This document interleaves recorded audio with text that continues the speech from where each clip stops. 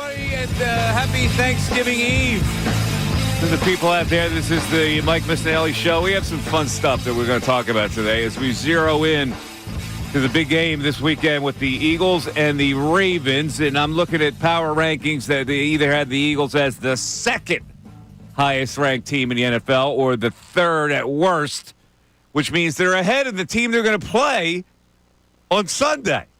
Now, we looked at this game yesterday and said, we had kind of a downward dog attitude about this game, thinking that, they'll probably lose this game. They got to lose one. This is a really good team. They can't keep up this consistent winning, and it wouldn't hurt them to lose this game. Meanwhile, the Ravens already have 2 losses. All this mumbo-jumbo, the parameters we went through to make us feel better if the Eagles do lose this game. But they could very well win this game. There is an interesting dynamic in this game, however. And the dynamic feeds into what we've been talking about with Jalen Hurts, having to win a game by himself, having to put the team on his shoulders, meaning throwing the ball more than they run the ball. Because if the Ravens do one thing well, it's that they stop the run. Now, in my mind, you can't stop Saquon Barkley. You can stop him temporarily. But the longer the game goes on, you're not going to be able to stop them. And I don't care how high your defense is ranked. If they commit to the run and keep at it, it's the second half where he eats your heart. And so I don't think that comes into play. But if it does come into play, I guess it's fair. What will the Eagles do to counterbalance what the other team does? When you formulate a game plan, you go, okay, well, they do this really well. So we've got to now change our game plan to do this. I don't know if the Eagles will do that. We'll have the coordinators on today, so maybe we'll get some kind of inkling from Kellen Moore, but we probably won't, on what their strategy might be against the Ravens, or whether they would have to actually throw the ball a little more in this game, or whether they would just commit to doing what they've done, which is Saquon Barkley's a beast. We'll get him involved with a lot of carries and catching the ball out of the backfield and the whole thing, and it'll be Saquon Barkley again. This also feeds into another subject about Saquon Barkley, which is, and we haven't really considered it much, are we being too usage-oriented with Saquon Barkley? And do we have to, at this point of the season, worry about him wearing down? So all these are at play today as we talk about this game coming up. And again, this is going to be a short week for us. It's a short week for me. It's the last day I'll be here. Bill and Ray will be here tomorrow to discuss this. And then Friday, you'll be entertained by our football broadcasting that goes on with the games on Friday. So this is a big day for us as far as discussing this game. It's also General Knowledge Wednesday. It's a packed show, first of all. We have Torrey Smith, ex-Eagle, ex-Raven, coming on at 10:30. Torrey is now kind of localized.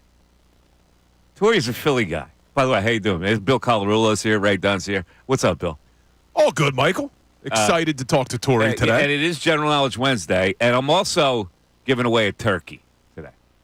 I got a turkey. I brought a turkey in for somebody who needs a turkey for Thanksgiving. Whether you're a shelter out there or whether you're just somebody who could use another turkey to feed a big family, the only requirement that you have is to answer a general knowledge question correctly, unless you're a shelter. And if you answer a general knowledge question correctly early in this show and you can make it down to the station, I'll give you this turkey. I got it packed in ice right here. It's a beautiful 15-pounder. I'll show it to the people when we get into a break. But first of all, let's discuss the situation with the Eagles and the dynamic that they may have to employ offensively against a team that stops the run pretty well.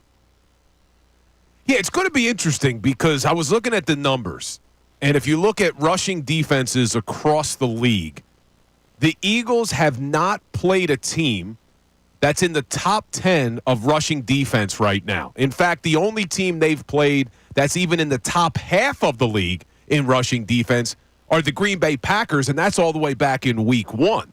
So even though we think that this Eagles offense can run the ball on anybody, we haven't really seen them go up against a stout rushing defense like you're going up against this week with the Ravens. Because not only do the Ravens only give up 78 yards a game, they're only giving up 3.5 yards per carry. Now, the Eagles' offense is averaging 5.2 yards a carry. So it's going to be strength on strength what breaks. But that's why we throw out the question. If the Ravens' defense is, in fact, able to shut down this potent rushing attack for the Eagles, do we believe that Jalen Hurts can win the game with his arm? Now, a positive would be the Ravens stink against the pass. I mean, they flat out stink. 31st in the NFL against the pass. So this may be a game where Jalen Hurts has to win it. And what is the confidence level? Mike, I'm confident in Jalen. I still firmly believe in Jalen. And it depends on what stats you're looking at. I know they're 25th in the NFL in passing yards a game, but I was diving deep into it. Jalen Hurts is top 7 with on-target percentage throws. So that means he's putting the ball where it needs to be a majority of the time. In fact, 78.4% of the time, according to Pro Football Reference, he throws the ball on target. They just haven't asked him to throw the ball out because they haven't needed it. So I have confidence in Jalen, but I know there are people out there who don't believe that Jalen Hurts is a good enough passer to carry this team. We may find out on Sunday. Here's where he's a good enough passer. When the other team is geared up against the run. Yeah, they're going to have to load the box to stop it. The Ravens gear up against the run. Now, so it's really not any different than any other team that has played the Eagles this year, and that's why he's been a more successful thrower, in my opinion, because the patterns are pretty clearly defined and open for him to make those throws. And he has made enough good throws this year. So I don't think that, this Ravens team is going to be able to shut down the run to the point where, oh, my God, he has to throw almost every down. That's not going to happen. It's just not going to happen. The Eagles aren't going to give in to that. The Eagles are going to go, this is what we do best. We can't defer to what they do best and get out of character and try to throw the ball 30 times or 35 times, right? You would think, but, when you're giving up only 3.5 yards a carry, I'm not sure. It's going to be a very interesting matchup to watch. This offensive line against the Ravens defensive line, I'm really interested in seeing this. Now, is this a true measuring stick? Because I don't know if they're going to ever play a team the rest of the way that is built like this Ravens team. You may not see a team like this again until the Super Bowl if you have to play the Ravens again. But it is going to be an interesting thing to see.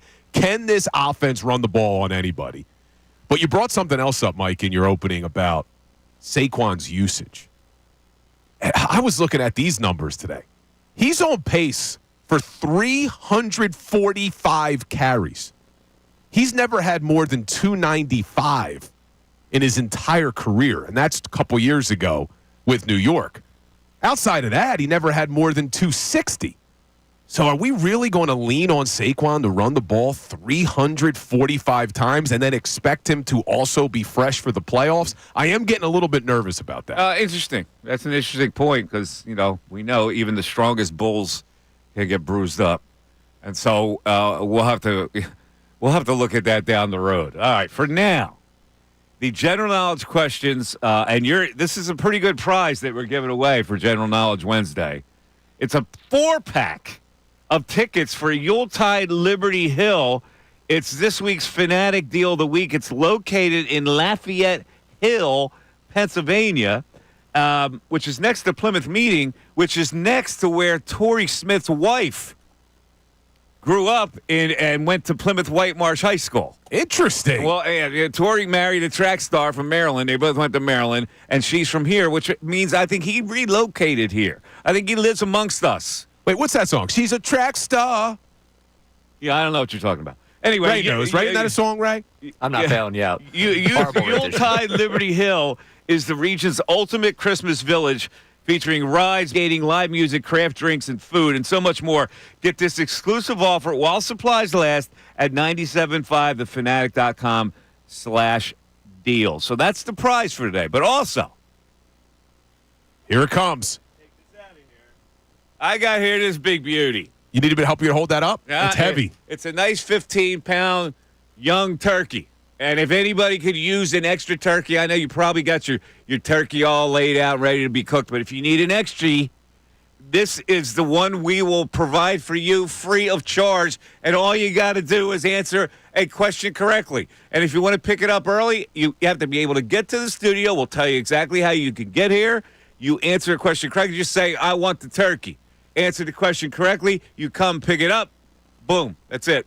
And people on YouTube are asking if it's still frozen because it won't be ready by tomorrow. It is thawing. It is softly freezing. So it'll be ready to cook for tomorrow. It'll definitely be ready if you leave it out.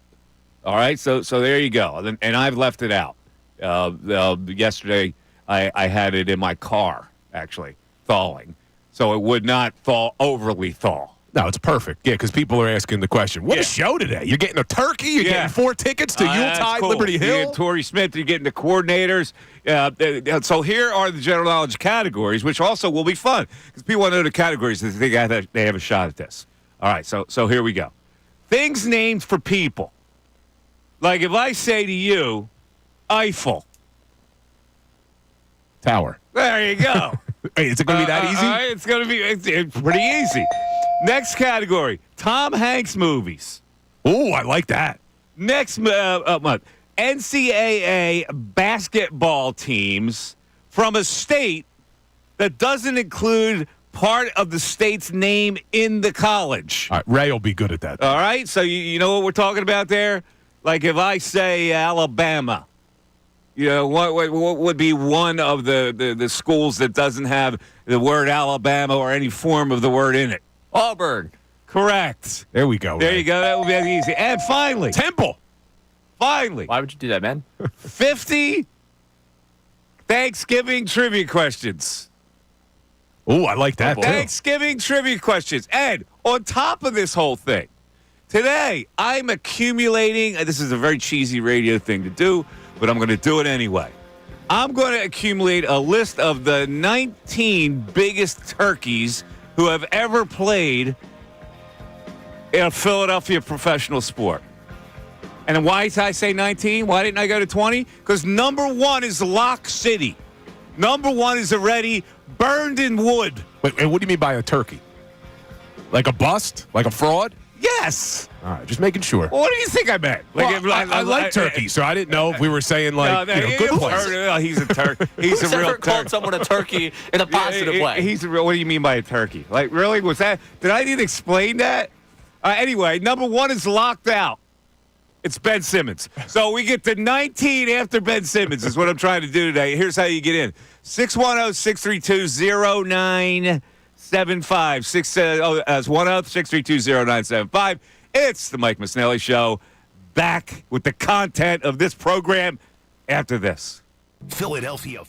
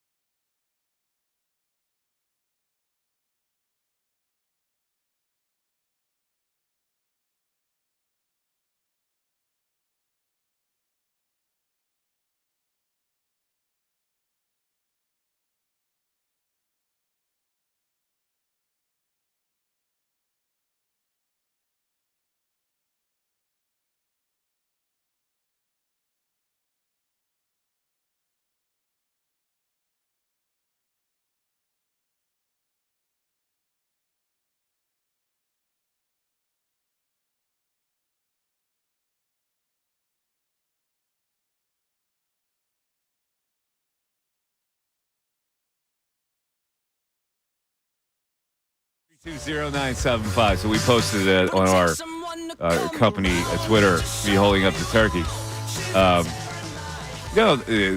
Turkey's an interesting word, don't you think? Because it represents game bird food. True. I don't know. Turkey's not a game bird. Yeah, it's not really a game bird, right? Yeah. So, but it's also a word for somebody who's kind of a stiff when it comes to sports, or in general. But the reason I threw it out there is, what do you mean by turkey? And you said, clearly we're talking about busts when we say turkeys throughout Philadelphia sports history. YouTube's reminded me, you could call somebody a jive turkey. Yo, he's a jive turkey. Well, that's still not a pleasant reference. I think it is. A jive turkey? If I said, Mike, you are a jive turkey. Jive turkey's an idiot. Oh, yeah, it is. It's derogatory. It's derogatory. What do you think it would be? Somebody hip? Yeah, it is. It's derogatory. Come on, man. But it's also an elite bowling accomplishment. I've done it. You've had turkeys in your life? Three strikes in a row, baby. Right, you look like you'd be a good bowler. You a good bowler? I'm a fine bowler. I've had a turkey before. Yeah. We used to do that when I worked at a pizza shop as our Tuesday night thing. We'd go bowling as the group afterwards. That Ray and the troublemakers going play. The tip money was going everywhere, guys. There you go. I could have guessed that. I'd be surprised if Ray didn't have like his own pair of bowling shoes, too. No, I'm not that deep into it. That costs money. I had it when I was a kid. I told you that. Yeah, you were a big I had my bowler. own ball. I had my own shoes. So if you're thinking, like, the second biggest turkey to ever play here, what's the first word, the name that comes to mind?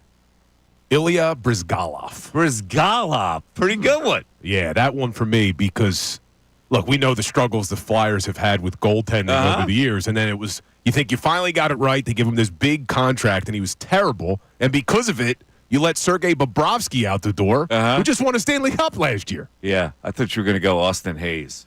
No, Austin Hayes, wasn't here long enough, but that was You can get a a whole list of Phillies, and I know people will. Yeah, there's a ton. And I'm going to rank these from 1 to 20, but already one, I tell you, it's locked out. There's no, in the history of Philadelphia sports, now, before, and forever, there will never be a bigger turkey than Ben Simmons who's ever played here. Never. You may be correct. I mean, there's certainly if others. You can beat Ben Simmons, I'll drive this turkey over to you. I got news for you. See, now, someone on YouTube just commented, Terrell Owens, turkey or not, discuss. It's not a turkey. He was sensational when he played here. He was unbelievable. And then the fact that he played the Super Bowl on one leg and dominated. Yeah. Not a turkey. He caused trouble, but he always caused trouble. That didn't make him a turkey playing here. I'm talking about guys that were just flat-out stiffs that could not play. And Ben Simmons turned into that, and then he made a mess of it. Yeah, no, Ben Simmons is probably going to take the cake. But there's others that could rival it. We'll hear from people on this. So we got Torrey Smith coming on at 10:30. People today, what is today for people? It's a travel day. All right, so people are traveling, then they're probably listening to the show. And if you're listening to the show, we need you to participate here because we're trying to have some fun with General Knowledge Wednesday. Yeah, it's a travel day, but maybe not this early in the day, too. Because a lot of people didn't have to go to work. It was a breeze getting here today. Most people not work today? They get this off, they get Thursday off, they get Friday off? Is that a three-day holiday for most Americans? I don't know. I didn't think today a lot of people would be off, but Ray, I don't know about you. I had an easy time driving here. Such an easy time. It usually takes me a lot longer. I was coming from my parents. It usually takes me a lot longer getting here from there. Nobody on the road today, huh? Nobody on the road. Well, look, general knowledge only works with callers. Well, unless it's me versus Ray today. The issue is with the callers. I don't blame them. They might be a little shy. They've lost back-to-back weeks. Look at Ray. It's kind of difficult, you know? You start to build that expectation. Challenging this audience? Yeah, I'm just saying the audience back-to-back weeks has lost to me. And that's a little sad. I feel bad for them. All right. Do you want to start this competition? Sure. Usually I give the callers the first serve, but we'll start with Ray today since it's a special Thanksgiving holiday day. I'm thankful for that. I don't think Ray should get any of the NCAA schools. I'm going to tell you flat out, Ray is not going to get this first question. And it's one of those? It's a No. It's not a basketball question. It's things named for people. Okay. All right, Ray. Nehru.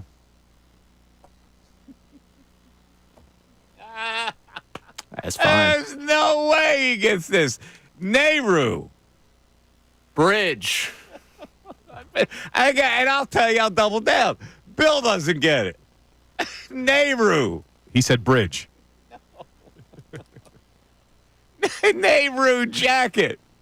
In fashion, the Nehru jacket was something that looked like a priest collar, but it didn't have the white piece in the middle.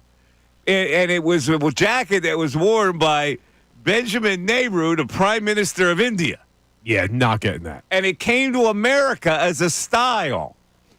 Remember, the first one we got was Eiffel. The Nehru jacket. How about you think I'm going to give you these bobs? The Nehru jacket was one of the most hideous eras of American style ever. Did you have one? I don't believe I ever had one. Even I didn't go with that trend. I've seen these. I've seen these. Now, I believe somehow the Nehru jacket is being brought back modernly, if I'm not mistaken, because I thought I saw it in GQ the other day. I mean, you could buy it. I just Googled Nehru jacket. I think it's made a semi-comeback in a different form. But the Nehru jacket was one of those styles that went, oh, my God. It was brought from India. It's supposed to be hip, and it failed big time. 610-632-0975. It's the Mike Missanelli Show. Torrey Smith coming up. Stay tuned. Fanatic Sports Update. Out of the Dynamic Duos, I'm Ray Dunn. This update is brought to you by Disney's Moana 2. Traffic is never fun. What is fun? Moana and Maui teaming up for an all-new epic adventure that you can only see on the biggest screen possible. Disney's Moana 2. Now playing only in theaters. Get your tickets now. The Eagles continue to get set for Sunday's matchup with the Ravens. The game features the two premier quarterback and running back duos in the NFL. The Eagles' Jalen Hurts and Saquon Barkley going up against the Ravens' Lamar Jackson and Derrick Henry. Eagles head coach Nick Sirianni met with the media yesterday and talked about Jackson and Henry's ability. Lamar Jackson and Derrick Henry are phenomenal football players that help their team win football games. You know, excited about the opportunity this week. Really good opponent, really well coached. We're going to have to be on it, against a really good team.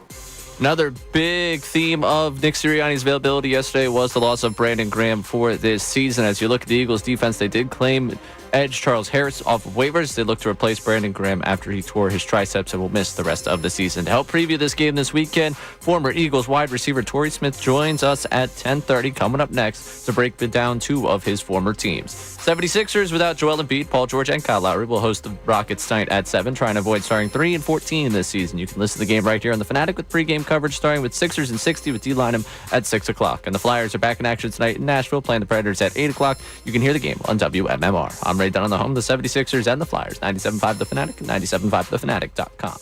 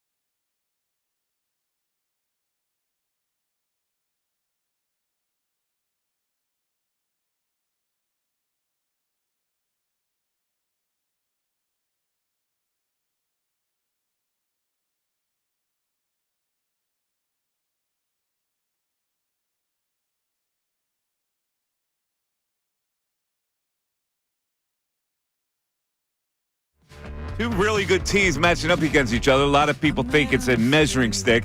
This man is in tune with this rivalry because he played for both the Ravens and the Eagles. Listen, I believe, here's the thing about Torrey Smith. I know he's got a rooting interest in this game. I'm trying to figure out what it is, right? Let's put the things together. He played for the Ravens early, very successful. Played here, very successful. Enjoyed himself here. Married a Philly girl. That puts it over the edge. Yeah. When he sits in front of the TV, he's partial to the Eagles in this game. We welcome him on the Comcast Business Hotline, Mr. Torrey Smith. Hello, Torrey. What's going on? Hey, how you doing? You just heard what I had to say. You're sitting in front of that TV. Where are you leaning on your rooting interest? I love it. I just tell everybody I'm rooting for the team with the birds. Come on now. You're not going to get off the hook that easy. The wife has to have something to do with it. Listen, they're all tied in the same way. My kids are brainwashed too. But I can't pick. I win either way, so I'm in a really good spot.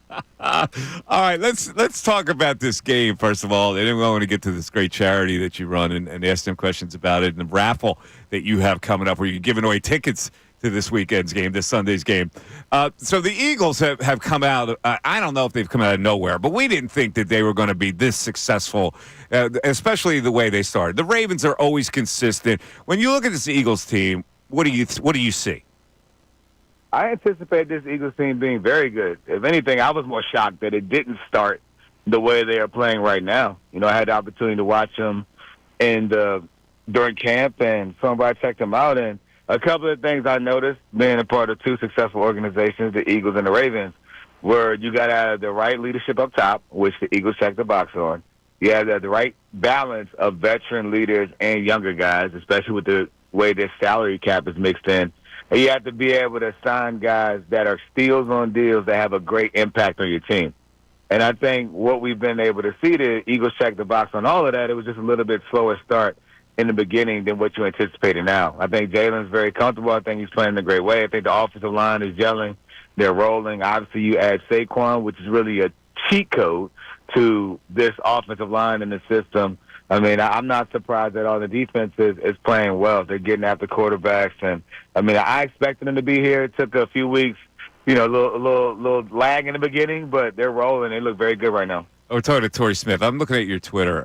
You tweet a lot, and I read this tweet a couple days ago. You go, you all really let the Eagles' offensive line get Saquon with 3 laughing emojis, right? So it's almost unstoppable, really, when this guy rolls behind that kind of line. And I know the Ravens can stop the run, but this almost looks like you can't stop what's going on here when the Eagles run the football. Oh, man, I mean, it's unbelievable what the Eagles do. I mean, from a scheme standpoint to what the big fellas are doing up front. Obviously, Coach Stalin does a great job, the best offensive line coach in the league, and you see that year in, year out. I don't care who's going to be the head coach of the Eagles. Hopefully it's Coach Sirianni for a long time. But if he's not, Coach Stalin will still be there because he's that good as an offensive line coach. And it just says a lot about, you know, the coach and those guys buying in. I think Lane Johnson looks as good as he ever has as a vet leading that crew. And, you know, they have Howie Roseman's done a great job just drafting and putting guys together. Again, being in that room, being in that locker room, you know, playing in the league, no one works harder than the offensive line. They have the most meetings. They have the most walkthroughs. They spend the most amount of time. So if you see an offensive line that stinks, it's not because they aren't working hard, right? They're putting in the work. They just may not get it done on the weekends. And I think you add the combination with them with great coaching, great talent, and them just flat out going out there and dominating. And then you add Saquon to it. Like, who let that happen, right? I love it because I love embarrassing smart people. So to watch the Giants let him go, and then someone who would have called it a surprise, really, for him to land in the Eagles to go to show. You know, if there's any one GM in this league that would do whatever to help their team win, it's Howie Roseman, and he's done a great job, honestly, being the gold standard of GMs in this league. When you say you like embarrassing smart people, you're presuming that the Giants have some kind of intelligence. Fair. But I get you. So now here's the thing that people say the Eagles. The Eagles are either ranked twice, 2 in the power rankings, or 3. And there's always this this backdrop. Well, if Jalen Hurts has to beat him with his arm solely, if he has to put the team on his shoulders, this is where I depart from the Eagles Super Bowl aspirations. What do you say to that? This is a guy that was in the MVP conversation some years ago. This is a guy that's consistently proven that he can play at a high level, and he's paid to do so. I think when you talk about a leader at the quarterback position, there's no one better than Jalen Hurts in this league, and I think he's consistently shown that he can win because he is your quarterback. I think there are very few guys in this league. One, it's always a team game, team win, right? I think quarterback stats or quarterback wins is a stat that shouldn't matter because it's a team sport, right? Tom Brady has a Super Bowl because Malcolm Butler gets a pick at the 1 yard line, right? It's a team sport. Yeah. But I will say when it comes to Jalen and his ability to go out there and play, you've seen multiple times him be able to beat teams because of his ability to throw and his ability to run. I like to say everyone wants a quarterback that you can win because he is your quarterback, right? And I think the Eagles fit the mold as a team that is better because Jalen Hurts is their quarterback. I think the Baltimore Ravens fit that mold as well because Lamar Jackson is their quarterback. Same with Patrick Mahomes, Josh Allen. But that list is extremely short when it comes to the league. So as much as people drive themselves crazy, and I debate with people when I'm out there with my folks in Conshohocken about Jalen Hurts, I can just let you know from being around and watching and really studying now, you have a good one. Appreciate it because it could always be worse, and you have a star in my opinion. All right, so let's look at this game now, though, because the Ravens really do stop the run. So if you're game planning this with the Eagles offense, how would you game plan it? Are you going into this game thinking you have to throw more than run and deferring to what the Ravens do, or are you going to just trust what you do best? Yeah, I think you always go with what you do best. You have to establish the run, especially when you're a dominant run team like this. When you establish the run, it opens everything else up on the back end. But for this Ravens team, they've been struggling with the secondary and getting pass rush. That's really been their Achilles heel. They haven't been able to get pressure with their guys winning up front. Now, they've been better the last few weeks, but they haven't been able to consistently generate the pressure that the Baltimore Ravens are used to generating. So whether it's through blitzing or just simply rushing forward, they hadn't been getting home the way they would like to.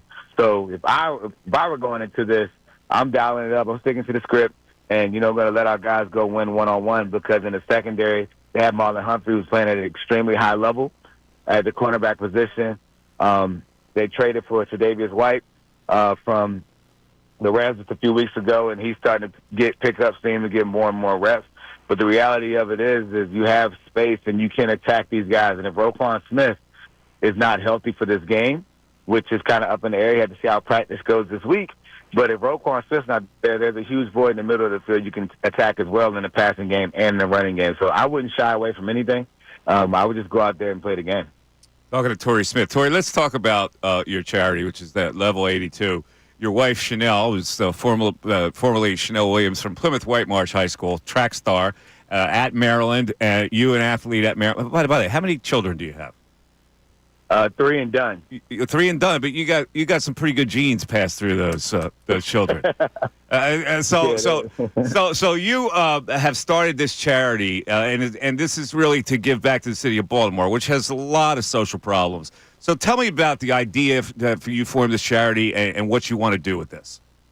Yeah, it started from the beginning, just wanting to get back and be what I needed and oftentimes what we didn't have. So have an opportunity to be in the NFL in a very privileged position. So I like to leverage relationships to try to support and give people the resources they need to be successful. Since retirement, it's turned into actually opening up a rec center in Baltimore. We run it. It's actually shut down on the renovation because the Ravens donated to build it out. It's going to be a major Boys and Girls Club, which is a great accomplishment for what's coming next September.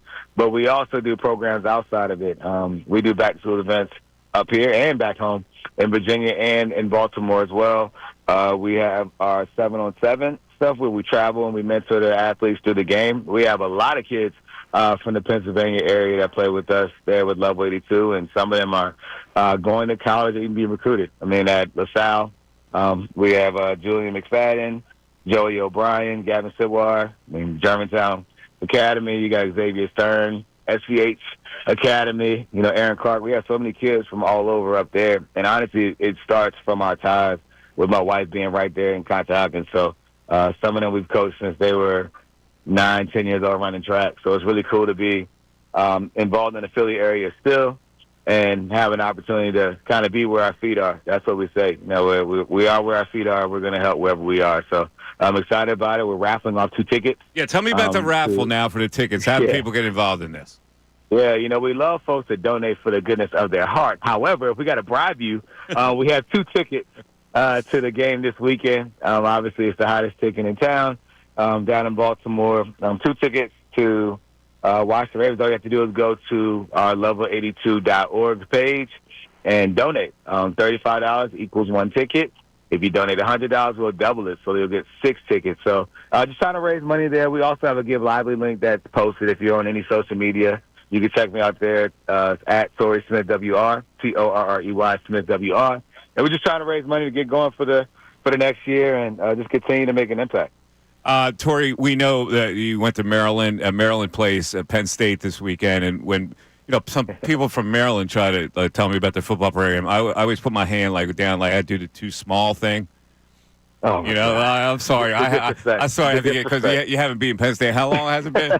I don't know how long it's been, but I did see that you gave a Twitter compliment to James Franklin the other day.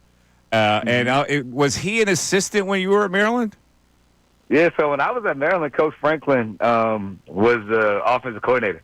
So I go to Penn State all the time. Obviously I'm a Terp guy, but I'm extremely supportive of Penn State because of Coach Franklin. And there's so many guys there that, I've known.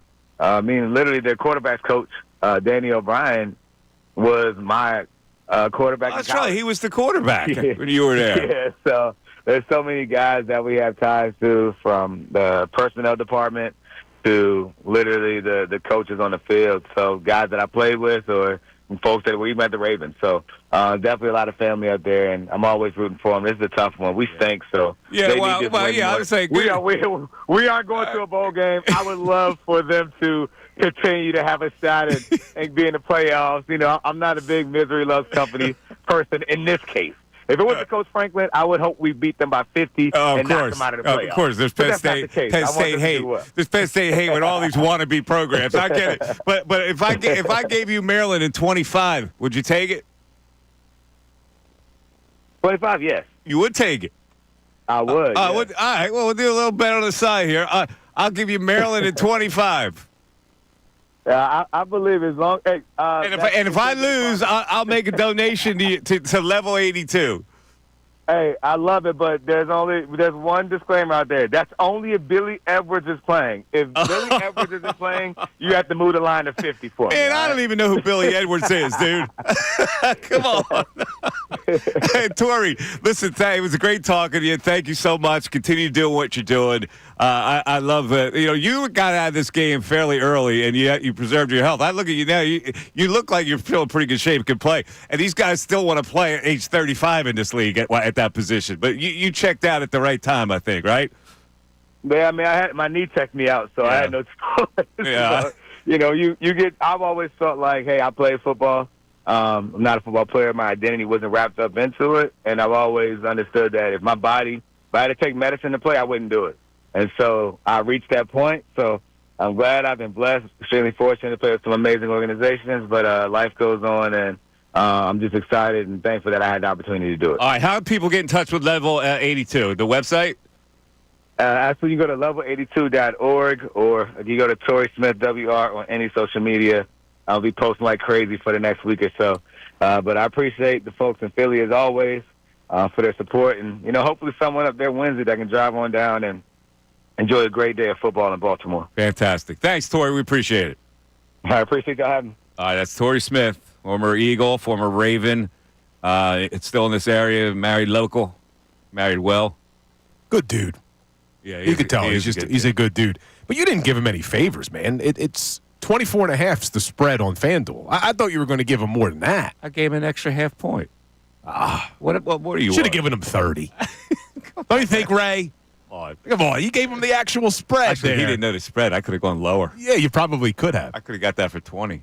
But you asked him early on who he's rooting for. He did say his wife's got the kids brainwashed, so that's good. They're raising the kids the right way. Yeah. Well, hey, listen, if you're in Philly, you get that Eagle root in there, like I'm sure she has. Yeah. She's going to win that. No, she's not. But he won a Super Bowl with both teams. It's pretty awesome. Yeah, he did. All right, let's go to the phones. We got people hanging in here. Big D from King of Prussia. What's up, Big D? Big D, where are you? Well, Big D can't. Big D's paying. Big D's paying attention to the radio instead of his phone call. All right, we'll put him back on hold there. Penn State who? Penn State even. Is that Penn State Stevens? Penn State what? Penn State Evan. Yes, that's Penn right, State Mike. Evan. All right, go ahead. Go ahead, Evan. Bill had me cracking up thinking turkey was good. It's like that Seinfeld episode when that guy calls Jerry a phony. Yeah, there you go. Yeah. What are you laughing at? You don't know what he's talking about. No, I'm saying the comparison of thinking the phony is good. I'm thinking turkey is a positive term. Yeah, jive turkey. Yeah, yeah.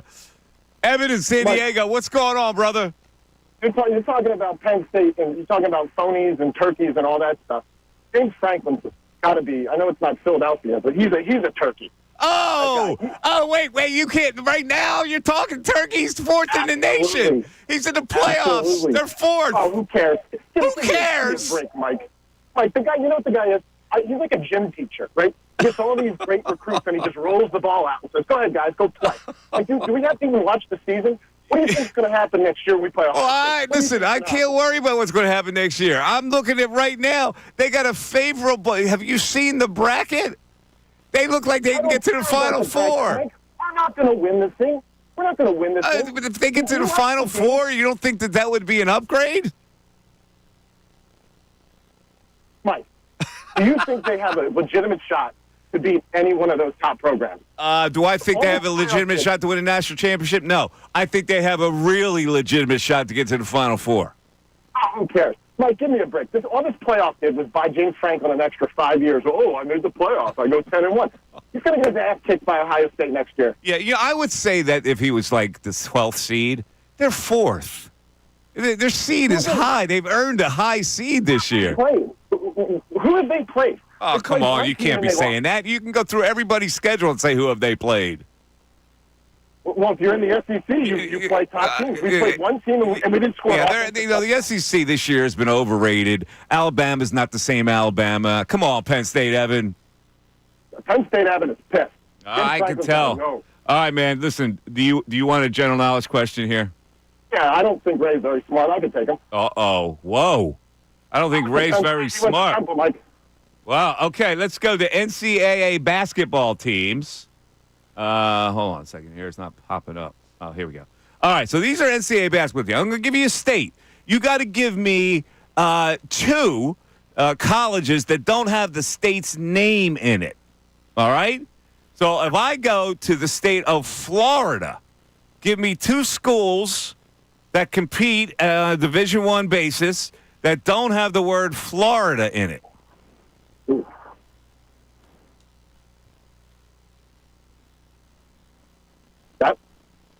All right, go ahead, Temple. He's coming up small. Wow. Penn State Evan, Rippin' Franklin. You can't rip Franklin this year. You can't. Rippin' Franklin. He said he didn't think I was that smart. He didn't get one school in Florida. Yeah, he didn't get one school in Florida. One. You asked for two. He didn't get one. Wait, are we giving this to Ray or can we answer it? Ray, do you want to steal this? Sure. All right, So Ray's going to steal it. Two schools Go ahead. down in Florida. Uh-huh. Let's go with Miami. That's one of them. As one of the schools that competes at that level. And let's go, it's Division I, you said? Uh-huh. Okay, so University of Tampa is out. I will go with is Bethune-Cookman down there? That is correct. Wow. Bethune-Cookman, the school of what famous temple man? John Shady. That is correct. And the others would be Jacksonville and Stetson. Just want to say, Penn State Evan. That's two schools down in Florida. Two more than you got. Let's relax. But I don't think Ray's all that smart. You know, listen. He did take a shot at Ray. I get the Franklin criticism. I'm not big on Franklin either. You can't really now rip into Penn State is in a position where if you look at the bracket, first of all, their first game is against guess who? Indiana. If the bracket is the way it is, Indiana, and then they have to play Miami to get to the Final Four. So you think they're going to the Final Four? I think they're better than Miami. And I think they're better than Indiana. 610-632-0975. Mike Missanelli Show continues. Fanatic Sports Update. Battle of Dynamic Duos. I'm Ray Dunn. This update is brought to you by Temple Football. Temple Football battles North Texas in the season finale this Saturday at noon at Lincoln Financial Field. Kids tickets on game day are as low as $10. Visit owlstix.com. The Eagles continue to get set for Sunday's matchup with the Ravens. The game features two of the premier quarterback running back duos in the NFL. The Eagles' Jalen Hurts and Saquon Barkley against the Ravens' Lamar Jackson and Derrick Henry. Eagles head coach Nick Sirianni met with the media yesterday and talked about the ability of Lamar Jackson and Derrick Henry. Lamar Jackson and Derrick Henry are phenomenal football players that help their team win football games. Excited about the opportunity this week. Really good opponent, really well coached. We're going to have to be on it, against a really good team. Another big theme of Nick Sirianni's availability was the conversation surrounding Brandon Graham as his season ended due to torn triceps. The Eagles went out and claimed edge rusher Charles Harris off of waivers to help try and fill the void there at edge rusher.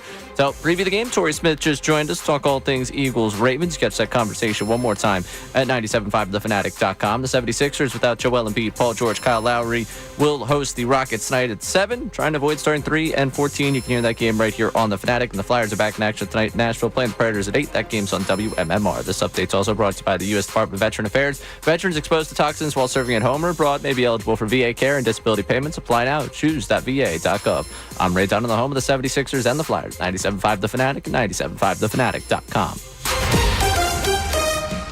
Eagles head coach Nick Sirianni. What I told our team after is, everyone's going to be calling you. The media is going to be telling you how good you are. The fans going to be telling you how good you are. That all doesn't matter. All that matters is that we go back to work, get ready for a really good opponent. All that is rat poison. Discussing the big win over the LA Rams. So please don't tell them how good they are. They played really good today, but we got a lot of work to do. We made some mistakes that we got to correct. Philadelphia's source for breaking sports news. 97.5 The Fanatic and 97.5thefanatic.com.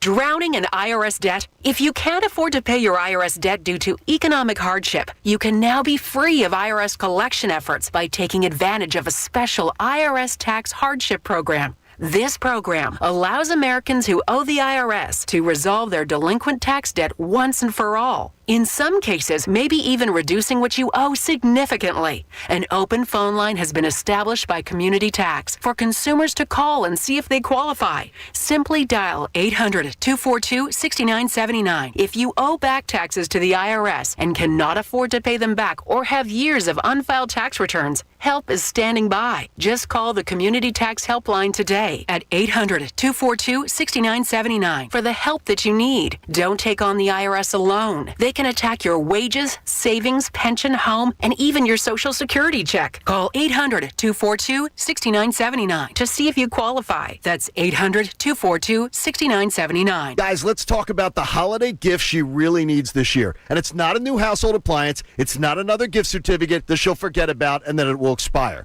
What she really needs is at Benari Jewelers. It's a wardrobe of jewelry, things that she can wear every day, from the grocery store and gym to the romantic date nights and special occasions. The coveted tennis bracelets, the dazzling diamond stud earrings, or maybe colored gemstones set in a stunning pendant. You're going to find it all under one roof, and I can tell you, Christina loves shopping at Benari. And I love it too, because there are so many great people there that are waiting to help you out. And I got to tell you that Rachel in Newtown Square, my wife and her, yeah, they're like sisters now. Benari Jewelers, the area's largest selection and latest designs from the world's premier designers. You can check them out in two great locations, Benari Jewelers in Exton and Newtown Square. And you can shop online at BenariJewelers.com. Get on in for the holiday season and get it done early at Benari. The leaves will fall and the temperatures drop. Now's the time to tackle those fall projects with help from the Preferred Pros. Our reliable experts are here to take on your home improvements and winterization. Indoors, outdoors, big jobs or small, trust the Preferred Pros for top-notch quality and dependable workmanship. For junk removal or clean out, big or small, residential or commercial, let the vets from J-Dog lend a hand. Go to JDog Junk Removal, RDSC.com. That's JDog Junk Removal, RDSC.com. Volpe Enterprises, say goodbye to roof leaks and hello to peace.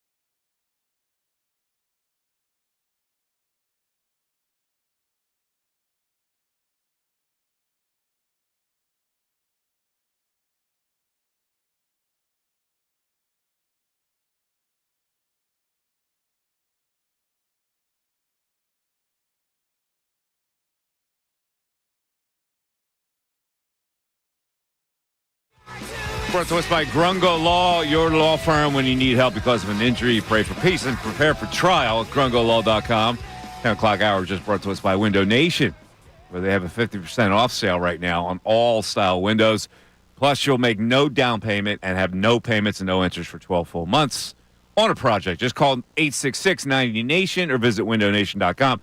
All right, we started the show with the dynamic that we're going to see and face on Sunday against the Ravens. And that dynamic is they stopped the run pretty good. Second in the league, number 2 against the run. And you wonder what will happen in this game, whether the Eagles will alter their game plan. We just talked to Torrey Smith. He says, no. You do what you do best, which is run the football, keep running it. If they stop it, don't get deterred. But there is this thing that leaks in, this notion that, well, there's going to be a game that Jalen Hurts is going to have to win with his arm. Could this be the game? And will he be capable of winning the game with his arm, Bill? Big dynamic. It is a big dynamic. And normally I would take the approach as you're the best rushing offense in the league. Do what you do best, similar to what Torrey Smith said. But the other factor in this game is that the Ravens are terrible against the pass. So it's not only as if you're going up against a good rushing defense that's also good against the pass. What do? They're one of the worst teams in the NFL against the pass. So does it make sense to come out and say, you know what, we're going to throw the ball this week? I think it may, and I do think Jalen Hurts is good enough to win this game with his arm. I really do. What's the line on this game? I think it's 3 now. Ravens 3? Yeah, Ravens are favored by 3. All right, here are the power rankings. Here's how we stack up according to a couple entities. The first one's ESPN power ranking. The Lions are number 1. The Kansas City Chiefs are number 2. Your Philadelphia Eagles are number 3, followed by the Bills, the Vikings, the Packers, the Steelers, and then the Ravens at 8.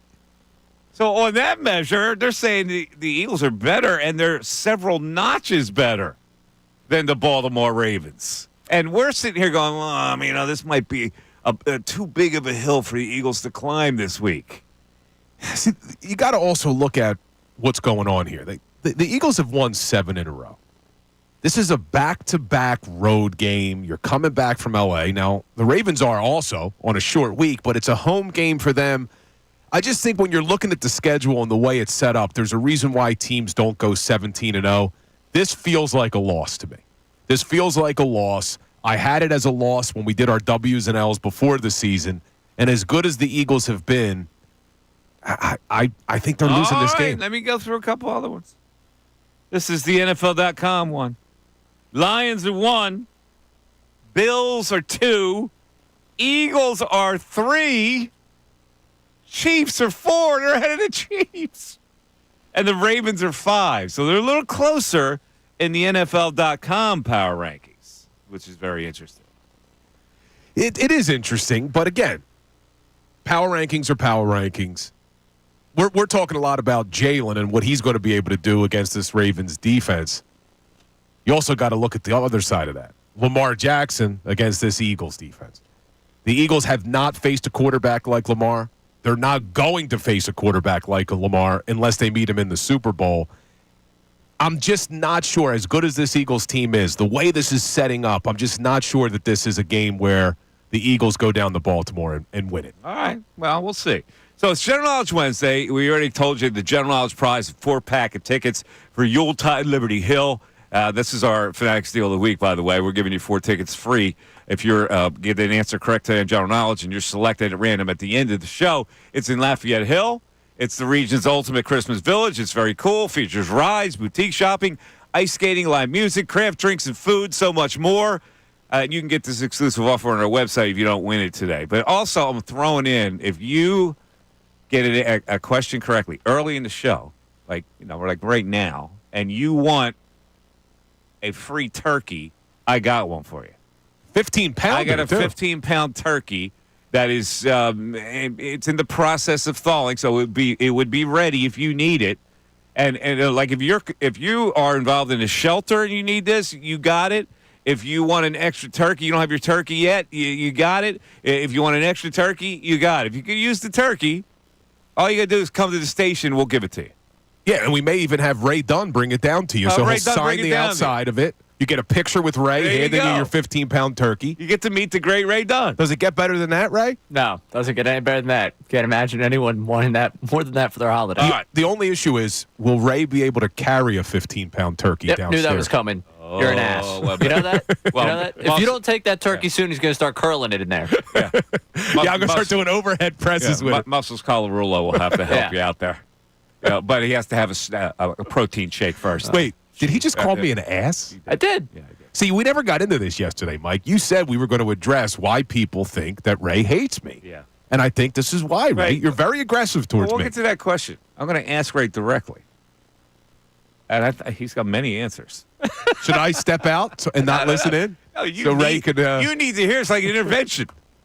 It's an intervention. It's like The Sopranos when they tried to intervene with Christopher. Oh yeah, he didn't handle that well. Which didn't go very well. I like when. Yeah. All right, so be positive. They say we got a lot of stuff on the chat board. Talking strategy, Bill. Right, the YouTube chat is talking a lot about strategy here that we laid out on what the Eagles should do and what they can do in this game against the Ravens, who are pretty good against the Saquon type of game. Yeah, there's a lot of people checking in on this, and some of them are going really, really deep. I love when the coaches show up in the chat. So we got one. I think the variable is short to medium throws, 10 to 20 yards with an occasional deep ball. For me, establish the run, implement a new run zone with different motion, mix it up a bit. Eagles win 40-23. Wow, that's 40-23. It's not going to happen. No, they're not putting up 40 points. Establish the run is what we're talking about. Can they establish the run? Yeah. All right, let's get to the phones. Big D is back with us in King of Prussia. What's up, Big D? Hey, what's going on, Mike? How you How doing? you guys doing today? Good. Good. Hey, I got a turkey joint. Bynum. Yeah, Andrew Bynum probably gets the. Well, for me, nobody can beat Ben Simmons. A lot of people think Andrew Bynum beats Ben Simmons because Ben Simmons did have an all-star year here. But he was such a quitter that, to me, he's the biggest turkey ever. But Bynum is high on the list. Thank you. I appreciate that. I really thought about that long and hard. Yeah, no, there's no question about it. I wanted, instead of taking a general knowledge question, I wanted to give you a little trivia, see if you could answer a question for me. It pertains to yesterday and Steely Dan. Can you name two of the session players that were in Steely Dan that left Steely Dan and went to another band and just blew them up? Well, Jeff Skunk Baxter was one of their guitar players. All right, you got one. And Rico. Jeez. I used to know this off the top of my head. Michael McDonald. Well, no, he sang on a couple of their songs. He wasn't part of their band. He was still a session player. He sang like background vocals on one or two songs. Come on, man. Come on, Mike. You can't give me Michael McDonald. Like, yeah, I know he. Come on. Come on, Mike. We're both big Steely Dan fans. I get it, That's but he about wasn't right. part of their session band. They assembled session musicians. He came in, he sang background vocals. He was a session player. He was a session player. All right. But he was established already, but he wasn't a session musician. All right, man. Well, okay. I'll give that. Hey, I want to say on another term here, got to give Cam Jurgens some unbelievable credit for his play this year. I mean, unbelievable. Hasn't had a fumble, hasn't had a botched snap, has played every down. Let's give it to him, man. Come on. I'm going to give you another guy that played guitar in those sessions, Rick Derringer. Rock and roll hoochie coo, man. There you go. All right. Anyway, here's your general knowledge question. It's Tom Hanks movies. Was Tom Hanks, you have to say true or false, was Tom Hanks in the movie Cloud Atlas?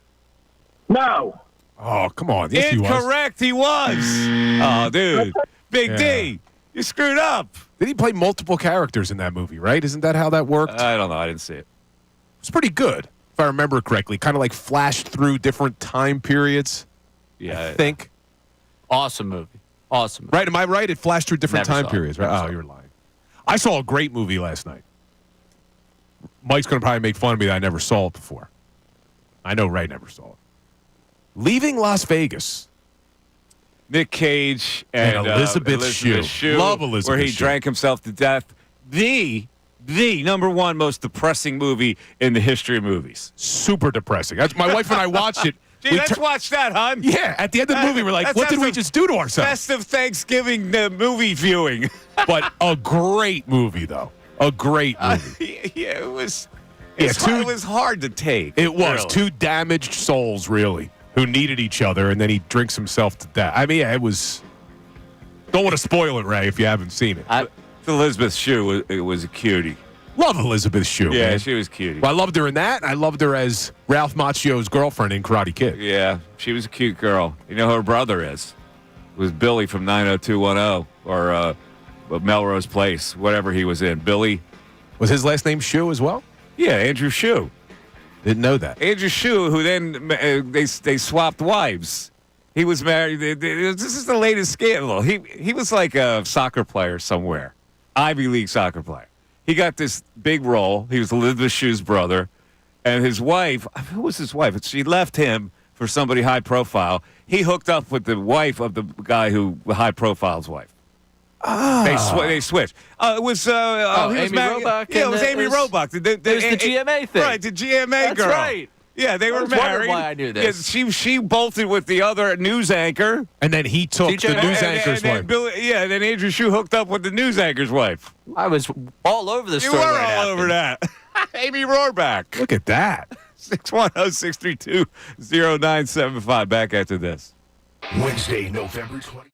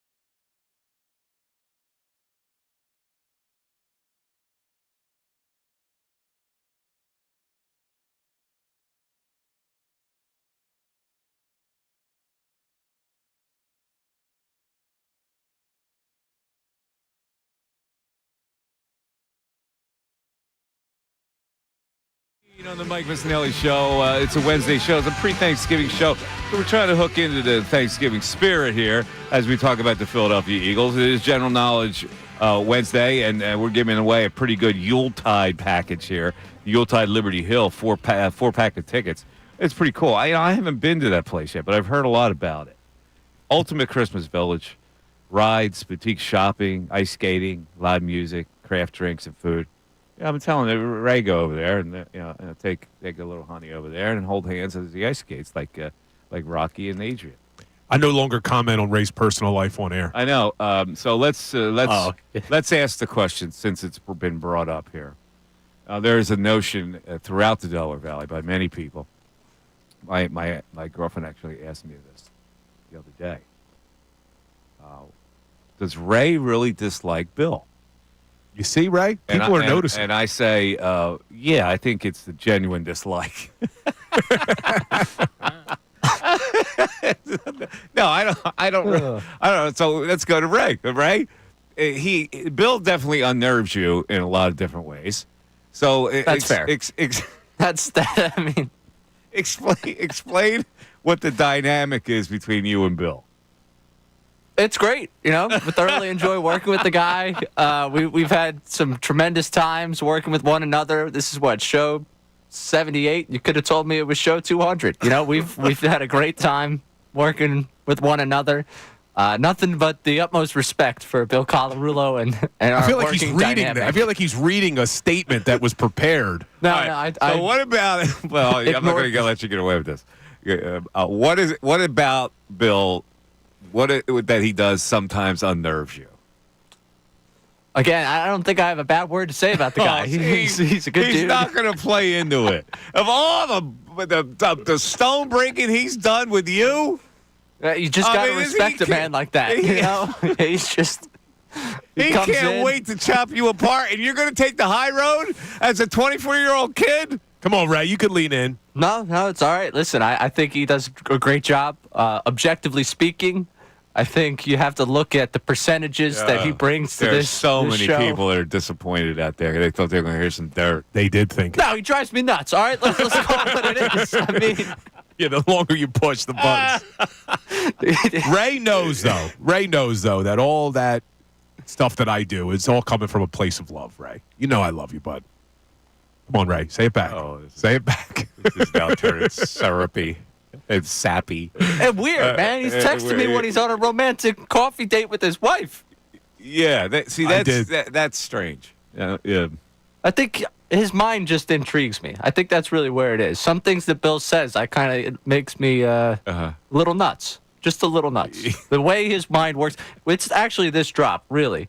Your mind works in a very interesting way. And I think I'm still trying to figure out who exactly Bill Colarulo is. I think we all are. Yeah, so. Frankly. Hey, I'm an open book, man. Yeah, and that's also a difference between you and I on that one. Yeah, Ray likes to keep things close to the vest. But look, we could go down this road for 3 hours. Ray is owed a general knowledge question. But first of all, here's an example of how your mind works.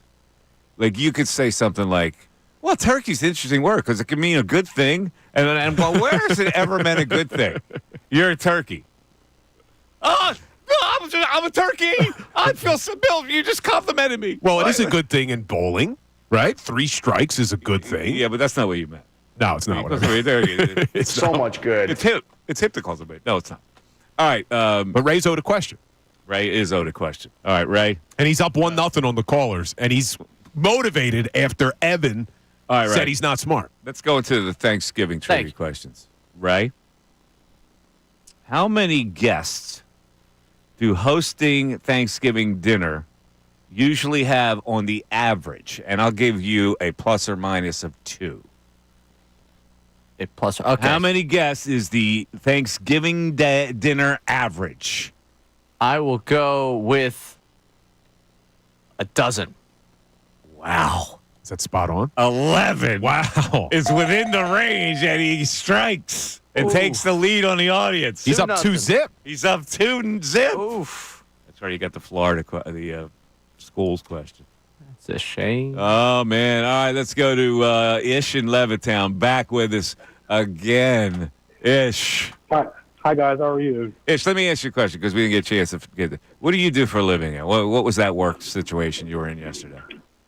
Let's just say I work on the docks. That's all right. You work on you're a dock worker? He's Frank Sabatka. No, I work. I work on the docks at night. You work on the docks at night. All right. Yeah. That's man's work. I like it. Well, you ever seen one of the movies where there's a boat and there's a person standing on a dock smoking a cigarette? Yeah. That's you? That's me. Oh, Yeah. right. Listen, that's good manual labor work. Yeah, I guess you could say that. I just wanted to get to the point. I think the Eagles should actually switch it up this time. I'm thinking they should throw the ball, which I believe Jalen can actually do it. And, stick to the running game, go 50-50. I don't think it's going to be a blowout. It'll probably be like a real close game. Mm-hmm. But, I think the Eagles should win. And I didn't get a chance to say my point yesterday. Can I say what I was going to say yesterday? Yeah, go ahead, Ish. Yeah, we got Okay, it was disjointed, your call yesterday. Okay. Well, for Bill, I'm sorry, we can't build a sculpture, but a painting like Mary Magdalene. Mary Magdalene. Is that what you mean? Magdalene. Wait, you talking about the one that was in the Bible, Mary Magdalene? Yeah. Yes. Yeah, she was the prostitute that Jesus talked to. Mary McAdoo. Yeah. It's all right, Ish. So, Keep going. I like this. But it's Bill. Like Bill's going to be on there with a shiny bald head, and it's going to be done with an oil painting, and then like stars are going to come down, and like a guitar is going to sound when they present his pictures, like. I really like this, Ish. Yeah, I think it's probably more likely, too, to get the painting done by the Fanatic than the sculpture, because that would be tough to get all the muscles in the sculpture. Yeah. And then, like, you have it, like, sitting in the back of you so Mike can look at it all day. That's what That'd be awesome. I love it. All right, that's it. Ish, you want general knowledge, Ish, or no? Yeah, we're good. Yeah, can I? Yeah. Oh, yeah, you're getting general knowledge. Things named for people. I got to get a turkey, too. Can I get a turkey? Do you want the turkey? Yeah, can I get a turkey? If you answer this question correctly, and can you come down to the station? Where's it at? It's in Ballackinwood. That's not in Bristol, is it? No, it's in Ballackinwood. No, it's off of City Line Avenue. It's off of City Line Avenue. Okay, I'll GPS it. Okay. So you're telling me you would take the turkey? Yeah, I'll take the turkey, yeah. All right. Here's your question. Here's the question. This is something named after a person. If I say Morse, M-O-R-S-E, what's the next thing? Code. Oh, correct. Ish got it. Oh, Ish gets it. Ish, you got to come down here and get the turkey. Now, are you? Okay, I'll come down. Are you saying you could come down? Yeah, if not, I'll send my driver down there to go. Oh, send your driver down. All right. Well, listen, it's one Bala Plaza building. One Bala Plaza. B-A-L-A. Okay. You hold on a second. We'll put you on hold. How about Ish? Yeah, someone's going to have to let Ish know because he's going to have to figure out how – we got to know when he's here.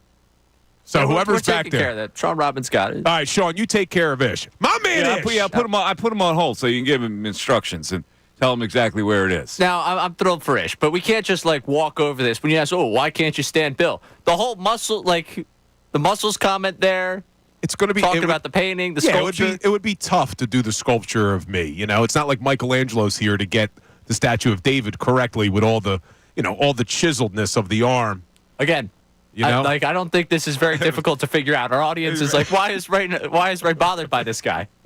But the oil painting will be nice, Ray. We can put it right behind you in the studio. It really will be nice. Mary McAdoo will be in it. It'll be the whole thing. Mary McAdoo. Linda tweeted, by the way, tell Bill to stop picking on you. Love the ass comment. So some people also. You know who Linda is, right? No. It's my mother-in-law. Oh, I think that's my mother-in-law who just texted in. That's a good point then. Even better. Come on, Linda. You got to stick up Linda for me. Linda knows you're an ass. Love the ass comment coming from my mother-in-law. Oh, boy. 610-632-0975. Coming up at 12 o'clock, you'll hear from the coordinators. Now, this is going to be an interesting listen for the first. We have a topic on what they're going to do here. So they got to be asked, hey, this team is really good against the run. Will that change up what you're going to do, Kellen? And he'll say, well, obviously, we have to obviously look at that, obviously. And then he'll maybe give you an answer. That's coming up. Don't go away. At 12 o'clock, we hear the coordinators. The Mike Missanelli Show continues on General Knowledge Wednesday, pre-Thanksgiving show.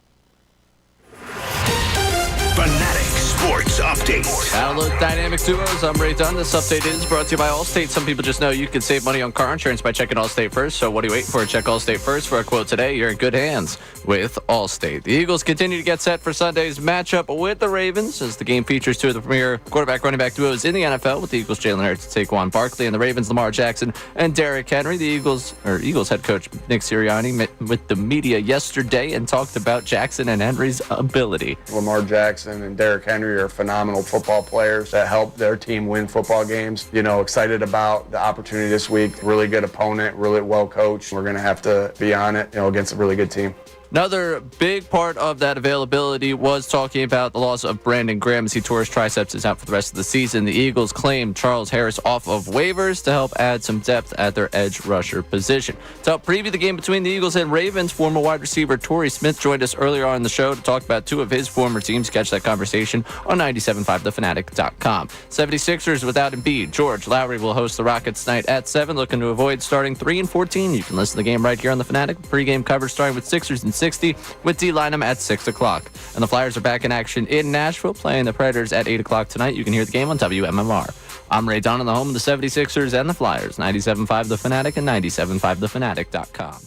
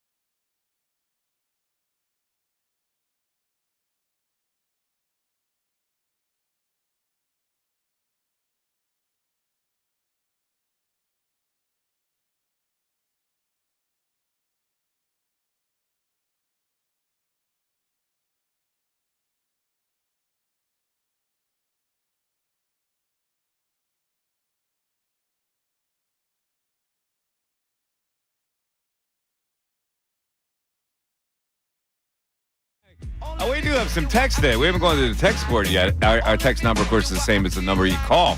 610-632-0975. Ray Dunn, do you have some text for us? Yes, I do. Got some people checking in and wanted to jump in on the game plan conversation. Something for Bill to consider is the fact that the rushing defense the Eagles have faced are ranked so poorly because they've run over by the Eagles, skewing their stats.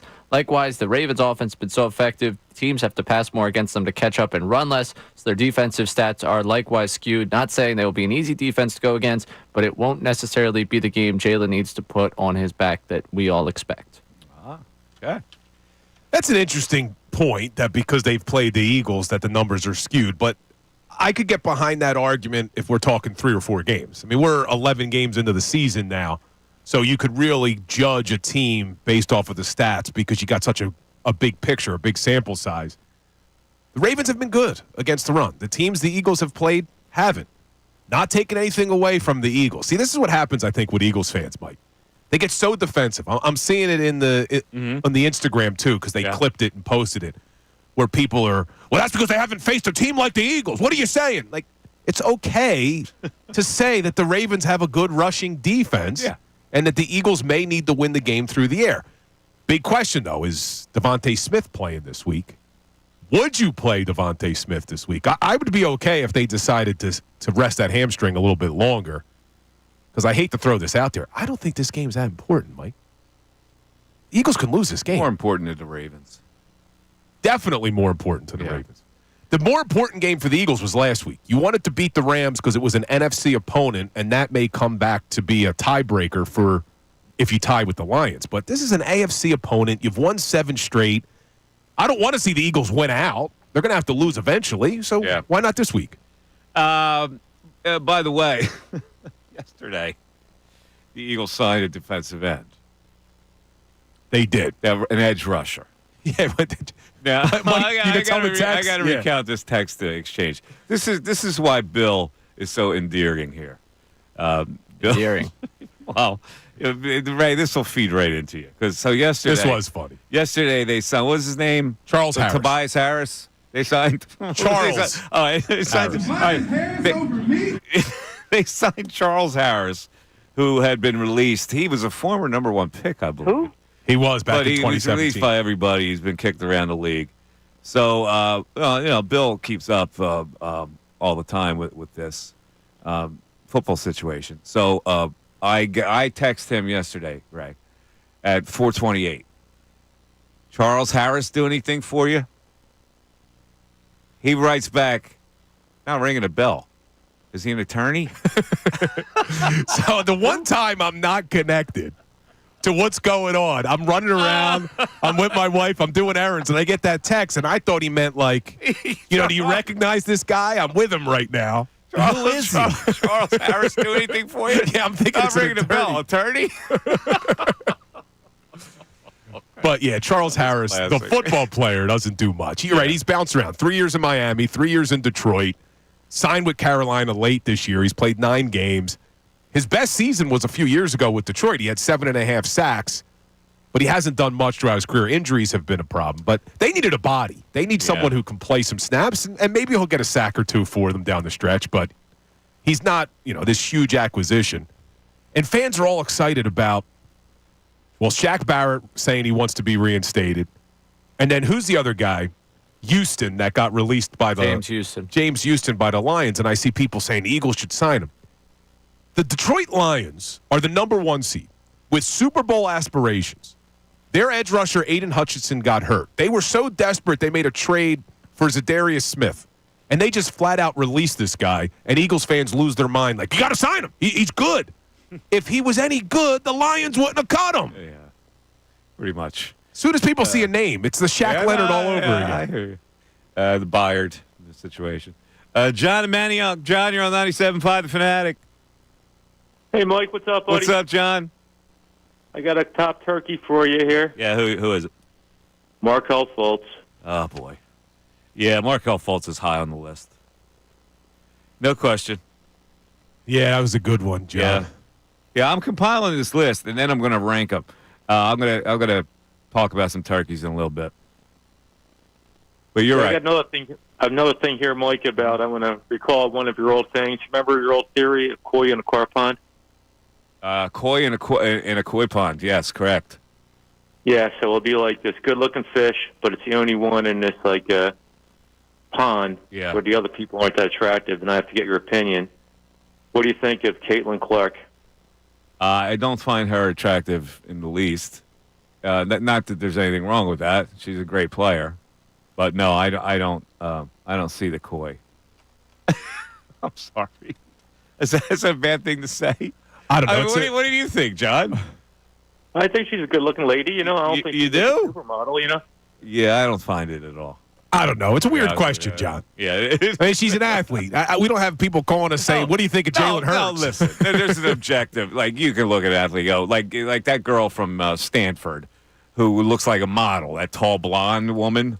Well, there are a lot of beautiful female athletes. She's a great athlete, and she's also objectively attractive. I don't believe Caitlin Clark is, but that's. I'll do the trivia question, Mike. I'm still available. I'm across the river, like 10 minutes away. If that guy doesn't show up for the turkey. You got Ish call for it. Listen, we'll put you on reserve for the turkey if Ish doesn't show. Yeah, for some reason I don't rely that Ish will actually show up. Yeah, and John Maniac, you're close. So if Ish doesn't show within an hour or so, you got it. We'll call you.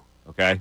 Okay. All right. So here's your trivia question. Now this is the NCAA basketball teams by state that don't have the name of the state in the school. All right? So if I give you the state of Kansas, give me a major college basketball school that doesn't have the word Kansas in it. Let me see. It'll be it's a pretty high ranked program. DePaul? No, it's not DePaul. But I'll tell you what I'm going to do, John. Since you're going to be the reserve turkey man, we're gonna put you on hold and get your information. Now, Wichita State. Yep, the Shockers. The Wheat Shockers. AAC. That's correct. That was the AAC school. All right, now Ray, I'm going to stay in the same category for you. I think this is Wichita, Kansas. I think this is cheating to give Ray these questions. No, it's not cheating. Well, if he gave me the Kansas one, that'd be cheating because I've been there twice now the last 2 years. Yeah, but you literally call games for 2 Division I basketball programs. I'm going to make it hard for Is Ray. it wrong for the sports talk radio guy to work in sports? I'm gonna make it hard for Ray. Good point, Ray. I'm going to make it hard for Ray. He has to answer 4. Oh, you got to get 4 of them. The state is Illinois. And Ray, if you struggle, I may reduce it for quick sale to 3. But right now, I'm demanding that you give me 4 basketball colleges that don't have the word Illinois in it. Okay, Northwestern. That's 1. That would be 1. I'm going to go Marquette. No, not. Okay. I think he's out. Marquette is in Milwaukee. I think he's out. I went over. I was thinking Big East. He's out. You got to buzz yourself. He's out after 1. Oh, let's go with a school that produced Hersey Hawkins.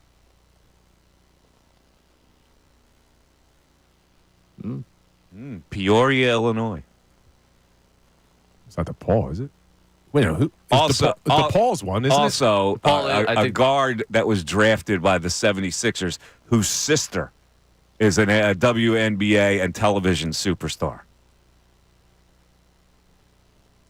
You don't get that one either, huh? No, Anthony Parker. Oh, wow, yeah, you have Hersey Hawkins. Bradley University. Bradley, yeah, I was not going All to right, Bradley. let's go with DePaul. DePaul was 1. That was just mentioned. Loyola of Chicago. That's bad. With that sister. Sister Jean. And Chicago State. So it's funny. I thought of Chicago State because I just saw they were playing some in the AAC. And I was like, no, because I was thinking Chicago. But Chicago was easily one of them that I could have. Well, Ray, poor thought process. You are now what? Winning by 2-1. It's 2-1. 2-1. The audience has struggled today. They have. Yeah. But my man next won't struggle. He's the great 76er analyst, Bilal from South Philly. What's up, Bilal? Yo, Mike, what's up, man? Happy Thanksgiving to you, Bilal. Same to you, Mike, and yours, and everybody on the station, too. Thank you, buddy. I have nothing to be thankful for with these filthy Sixers. Listen, I tell you, Mike, you know how I am. You know how I love my Sixers. Yes. I'm crying, and I told my nephews I'm gonna stop watching them, and maybe they'll start winning. Maybe I'm Slip Rock. Maybe I'm the jinx. I can't believe this is happening. It hurts me to my heart to see things going the way it is. And everybody was saying, y'all going to get Paul George. He's injury prone. Embiid, he's injury prone. I said, but don't worry about it. We're going to be all right. Mike, I'm a liar. Because we're not all right. Well, it's turned into a disaster. Now, here's the thing. And you and I both know it is possible that there could be this comeback that's coming way down the road. Mike, I'm glad you're optimistic. I'm glad you can say something like that. But I don't see it. I don't see it. I don't see it from Embiid. I don't see it from Nick Nurse. I don't see it from the Sixers organization. I just don't see it. And I'm trying. And Mike, I cannot see that far in the tunnel. It's dark. It's dark in the tunnel, Mike. I can't. There's no flashlight. Wow, this has really got you emotionally affected here. Yeah, I can feel it in you. I'm hurt. I'm hurt. I was looking forward to the big three. I was chip oriented. Wow. Now I'm chump oriented. Well, it is pretty exhausting what's going on right now, and I agree with you. I don't know what to say tonight. They've got another game where fans are going to have to come down and not see players. You know. I was telling the producer, I don't know why y'all trying to give Sixer tickets away. Nobody don't want them tickets. Nobody don't want them tickets. Well, listen, you know, we are the flagship station, and we're trying our best to hang in there with the people, but we deserve some answers. Man, Mike, I'm going to say this before I go. I appreciate you, man. You know, I love you. I've been with you. I follow you from here to there and everywhere. And I've been talking to you about these Philadelphia 76ers for years and years. I know you have. We watched the game from the suite. You lived and died with every dribble. That's right. We watched the game. Uh-huh. And this is the worst I've ever felt about my Philadelphia 76ers. I hear you, Bilal. Listen, try to have a good holiday, brother. All right, man. Bilal is emotionally devastated. He is a crazy Sixer fan. He lives and dies with him. Gets emotional with him. He may have had the line of the year. He said, "I was chip-oriented. Now I'm chump-oriented." Pretty good. That was pretty good, That is Bilal. pretty Put that good. on a T-shirt. That's awesome. I mean, we're getting very close to the only reason to watch the Sixers is to see Jared McCain potentially win Rookie of the Year. I mean, that may be the consolation prize this season. Because I've given up. I mean, they're not. I thought before the season they had a shot to compete in the Eastern Conference. I still thought the Celtics were better, but I thought the Sixers had a shot. They don't have a shot. They can't beat the Celtics. They can't beat the Cavs. I'd be shocked if they could even beat the Knicks. Now Milwaukee's playing well. Yeah, you got Milwaukee still. They still got Doc Rivers. Orlando is playing well. I know. It's going to be a long season for the Sixers. Let's go to the text board. We got some Bill texts. Yeah. All right. Which one do you want to start? Uncle Frank texting on Bill. Quite simply, I am always unnerved when it comes to Bill. Wow, Uncle Frank. Whose uncle is Frank? Do we know? No, he Stations. He just calls himself Uncle Frank because he's an older guy who likes to think he's everybody's uncle. Like, you know, the uncle who gives wisdom. Well, you're not my uncle anymore, Frank, if you're going to come at me like that. Okay. I'm just kidding. All right, the text on why Ray hates Bill. Yes, Jared from Maple Shade. I think it's painfully obvious. How about these tidbits? His undying love for Sirianni, his horrible singing voice, his protein shakes, the fact that he always says, what I keep going back to. And man, I could keep going on and on, but it's only a 4-hour show. I'm just messing, Bill. Have a happy Thanksgiving, guys. Go Birds, 28-24. Let me just explain Bill's dilemma today, right? We got some great sandwiches delivered from Cosme's. No better sandwich that comes out of Philly than Cosme's in South Philly. I don't even know what they are. They may be sandwiches, might be cheesesteak, whatever. Bill will not imbibe. Bill, the day before Thanksgiving, when Bill's going to stuff his belly, he's now going to go to like some health bar instead of grabbing like one of these sandwiches. Yeah, like I'll go cheesesteak. I've had them like recently, but I don't like to do it too many days in a row. So if I know I'm going to eat a lot tomorrow on Thanksgiving Day, you're right. I'm not going to indulge in cheesesteaks and hoagies today. Today will be a nice light day. Do my bar at 12 coming up. I'll have my salad after the show. You'll realize how boring this is. How boring is this? There's the cheesesteak. It's like Wimpy from the old Popeye cartoons with the scent of hamburger, and he can't resist the hamburger. You're going to have a freaking health bar when Cosme says delivered these kind of sandwiches? Yeah. What's wrong with you? I don't know. Are you a normal human being? But to me, that's not even hard. It's not even like I'm like, oh, man, I really wish I could have. I'm just so in my routine. Your mind works in a very interesting way. I'm used to it. No, I think the worst comment of the day, though, was the Fanatic clipped one of our videos. They posted it on Instagram, and someone wrote, "That's what Bill looks like, LMAO." What the hell does that mean? What does that mean, Ray? All right. Not anything good. As we go into the break, it's a general knowledge question for Ray. Thanksgiving question. Ray, how many cranberries are needed to make 1 can of cranberry sauce? And I'll give you a plus or minus error ratio of 10. Oh, wow. 10? I'll make it 20. 20. So he really doesn't think I'm getting this. How many cranberries are needed to make 1 can of cranberry sauce? 37. Well, let me take a guess. I would have said like 100. Cranberries are small. You're both wrong. Maybe like 1,000. 200 Oh, cranberries. I was close. Make 1 can of cranberry sauce. We're rolling into the 12 o'clock hour. Our coordinators, Vic Fangio, Kellen Moore. After this. Fanatic Sports Update. Now the dynamic duos. I'm Ray Dunn. This update's brought to you by Macy's Backstage. Macy's Backstage has amazing deals and everything you need to celebrate the holidays. Get low prices on every day on unique finds. In-store only at Macy's Backstage. Find a location near you at macy'sbackstage.com. The Eagles continue to get set for Sunday's matchup with the Ravens. Game features 2 of the premier quarterback running back duos in the NFL. The Eagles' Jalen Hurts and Saquon Barkley against the Ravens' Lamar Jackson and Derrick Henry. Eagles head coach Nick Sirianni met with the media yesterday and talked about what Jackson and Henry bring to that Ravens team. Lamar Jackson and Derrick Henry are phenomenal football players that help their team win football games. Excited about the opportunity this week. Really good opponent, really well coached. We're going to have to be on it, against a really good team. A lot of that availability included conversation about Brandon Graham, who is out for the season with torn triceps. The Eagles claimed edge rusher Charles Harris off of waivers as they try to piecemeal a little bit of what their edge rushing situation will look like the rest of the season.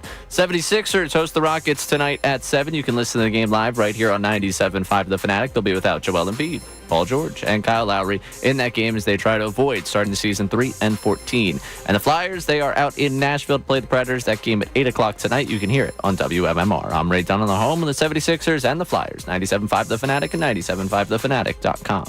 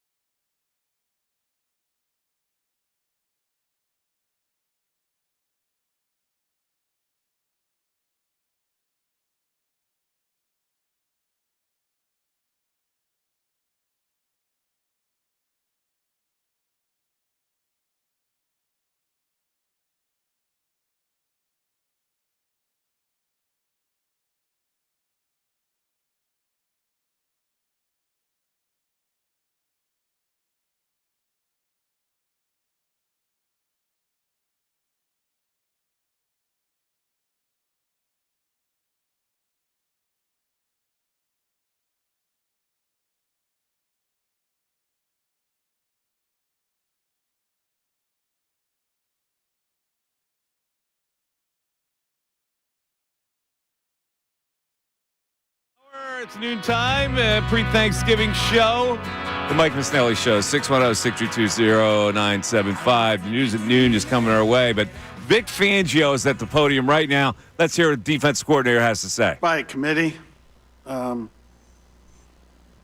really that's what's going to happen. It's going to be a lot of guys picking up his load that he's been playing, and won't be one guy. This may sound weird, but because he lines up various different places, does it make it a little easier just because you can use D tackles, et cetera, to fill in for him? No, it doesn't. Yeah, he did. He has lined up a bunch of spots for us, done a good job, and preferably replace him with another outside edge player to do the same jobs. What do you know about Charles Harris? Not a lot. Not a lot. Hoping to find out here soon. Have you had a chance to watch him at all? No. What's your process when you bring in a player to kind of catch them up as quickly as you can? Well, you got to cram, like some of us used to doing for exams, and you got to put in a lot of extra time and get him on the practice field and get him rolling and see how quickly he picks things up. What's Teron Jackson shown you in the time you've had with him? He's basically the same guy that left here when he came back, and he's a possibility too, for sure. What's your level of concern overall, having lost PG? It's part of the game, but I hate losing him for a lot of reasons. One, it might be his last year. Two, his leadership. But most importantly, he was playing really good. And, guys playing really good are hard to replace. Did Milton Williams slide out to the edge? Milton Williams had that skill set to go outside. He could. Not a steady diet, though.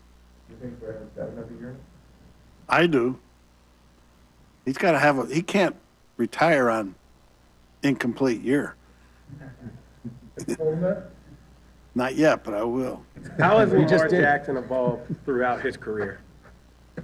He's just getting better and better at everything that he was already really good at. Without getting in a long dissertation about him, I just think he's a very special player. He's had great success against you guys, against your defenses in particular. I think his numbers are off the charts. Well, thanks for reminding me. Well, do you have, for lack of a better term, nightmares about him? And how aware are you of that? Yeah, their whole offense is dynamite. They run it great. They throw it great. They got good receivers. They got the best group of receivers they've had there in a long time. Two really good tight ends. Their line is blocking good. It's no accident they have the number one offense in the league. When you look at Todd Monken, what does he, like you mentioned, no one offense, what does he do that can be frustrating for defensive coordinators, or what can he do that makes him unique in that offense? Well, he's got a lot of talent, and they run it effectively. They play pass it effectively. They drop back effectively. You got the Lamar Jackson gun run game to defend. Obviously, Henry. They got a lot of weapons in a lot of ways they can hurt you with. With Derrick Henry, what has he done to complement Lamar? Because a lot of people looked at that before the season, didn't see him as that gun-type runner. Why do you think it's worked so well? Well, they don't get in the gun all the time when Henry's in there. They're under center, probably more than they were last year. But Henry's done well out of the gun, too, running the ball. So everybody thought he was descending. They were wrong.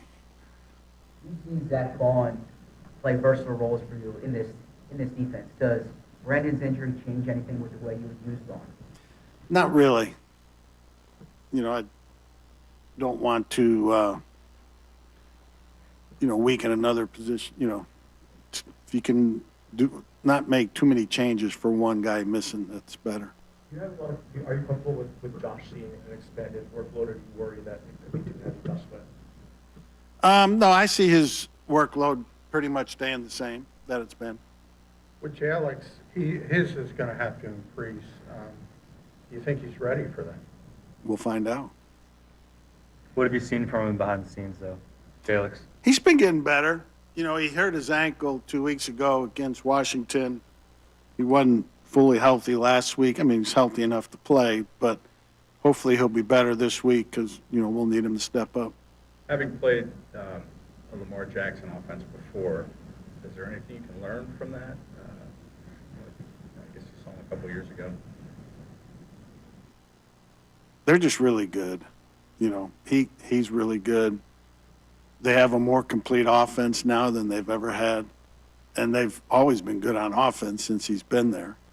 They're really good. They're really versatile. They're multiple. Their run game is multiple.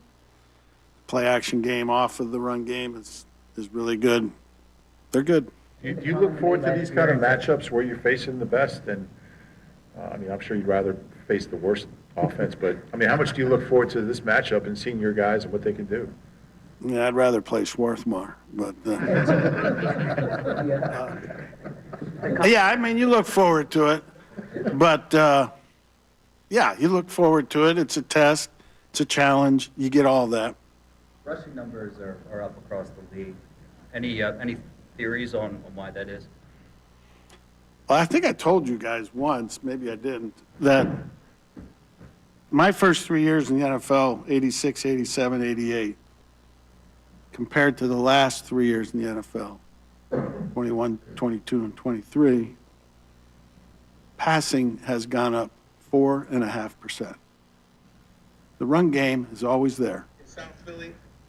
And teams are running it better. And teams are finding out the value in running the ball for, to winning. So the run game hadn't never disappeared, really. The fullback disappeared. Ironically, Baltimore has a fullback, so we'll see some two-back runs this week. But I don't think the running game has ever gone away, and there are more teams majoring in it now. Is it because they're just more two high safety shells and guys? I think that's part of it. That's part of it. That's probably a little part of it. You think you played a role in that? The comment you made last year about Lamar was that the definition of a good quarterback of a good quarterback is there's no one way to defend him. Are there teams who try different things? Is it what's the process like in seeing the way different teams? Yeah, you'll watch it. Nobody's been really successful doing it one way. With quarterbacks like this, like I said, and I've said that many times. What you said, I said. That's the definition of good quarterbacks. There's no one way to play them. Why Tristan over Sidney when you needed a safety? Tristan's had the most reps. Going all the way back from training camp. Believe he's more ready to play. Does Jalen Hurts fall into that category of no one real way to defend a quarterback like Jackson? Yeah, I think he does. How confident are you in Isaiah if he has to go instead of Slay? Good. Yeah, he's done well when he's been in there this year, and would expect that to continue. What is it about him over Keely Ringo, do you think, that lends him to this? They're close. I think Isaiah, just as, from day one of OTAs through training camp, has just covered a little bit better, but they're close. When you see Jalen and Saquon in the backfield, you have to kind of account for both of them. I mean, do you kind of see similarities there between Lamar Jackson and Derrick Henry, like just how tough they are to play? Absolutely. Like how? How what? Like how are they so tough together? Those Because you can hand it off to a great running back, or keep it yourself, and get on the edge, or run some powers too. Anytime the quarterback can run design runs, it adds another level to an offense. You've spoken about Nolan Smith in the setting a few times. Is this the role you expected for him this year? Has he exceeded expectations? How would you characterize that?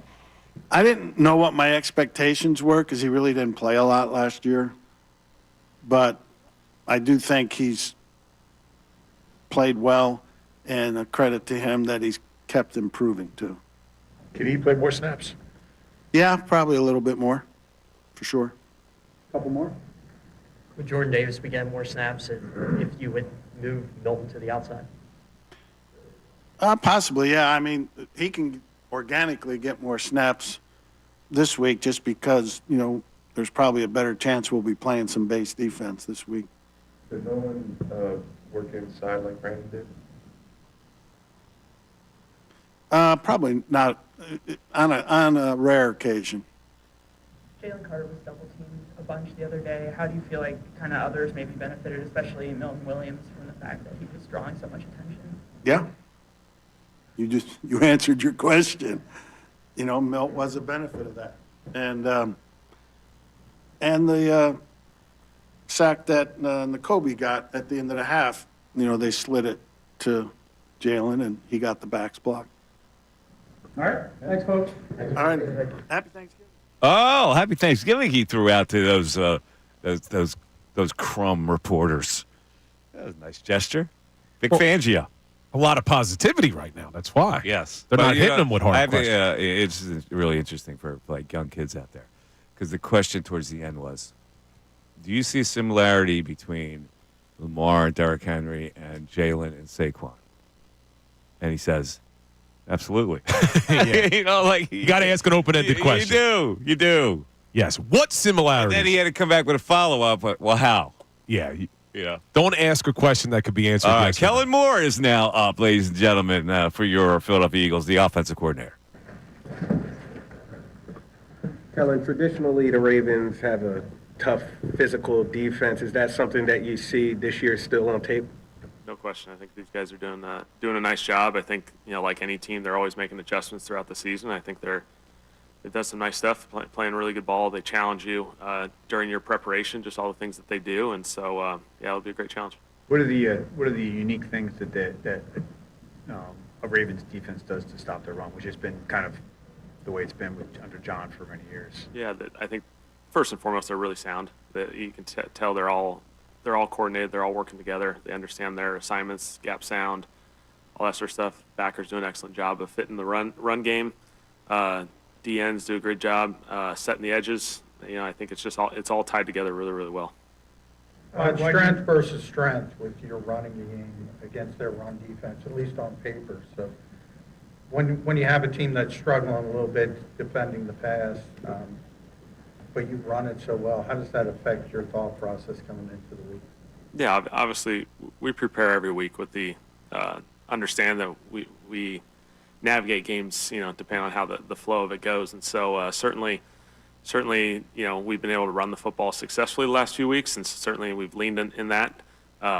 You love that formula, absolutely, but games take different turns, and you got to navigate those and adjust those accordingly throughout the season. And so we'll continue to be ready for that. What are you seeing in the discrepancy between their run defense and their pass defense, which I think is second worst in the NFL? Do you see like a reasoning there? Or?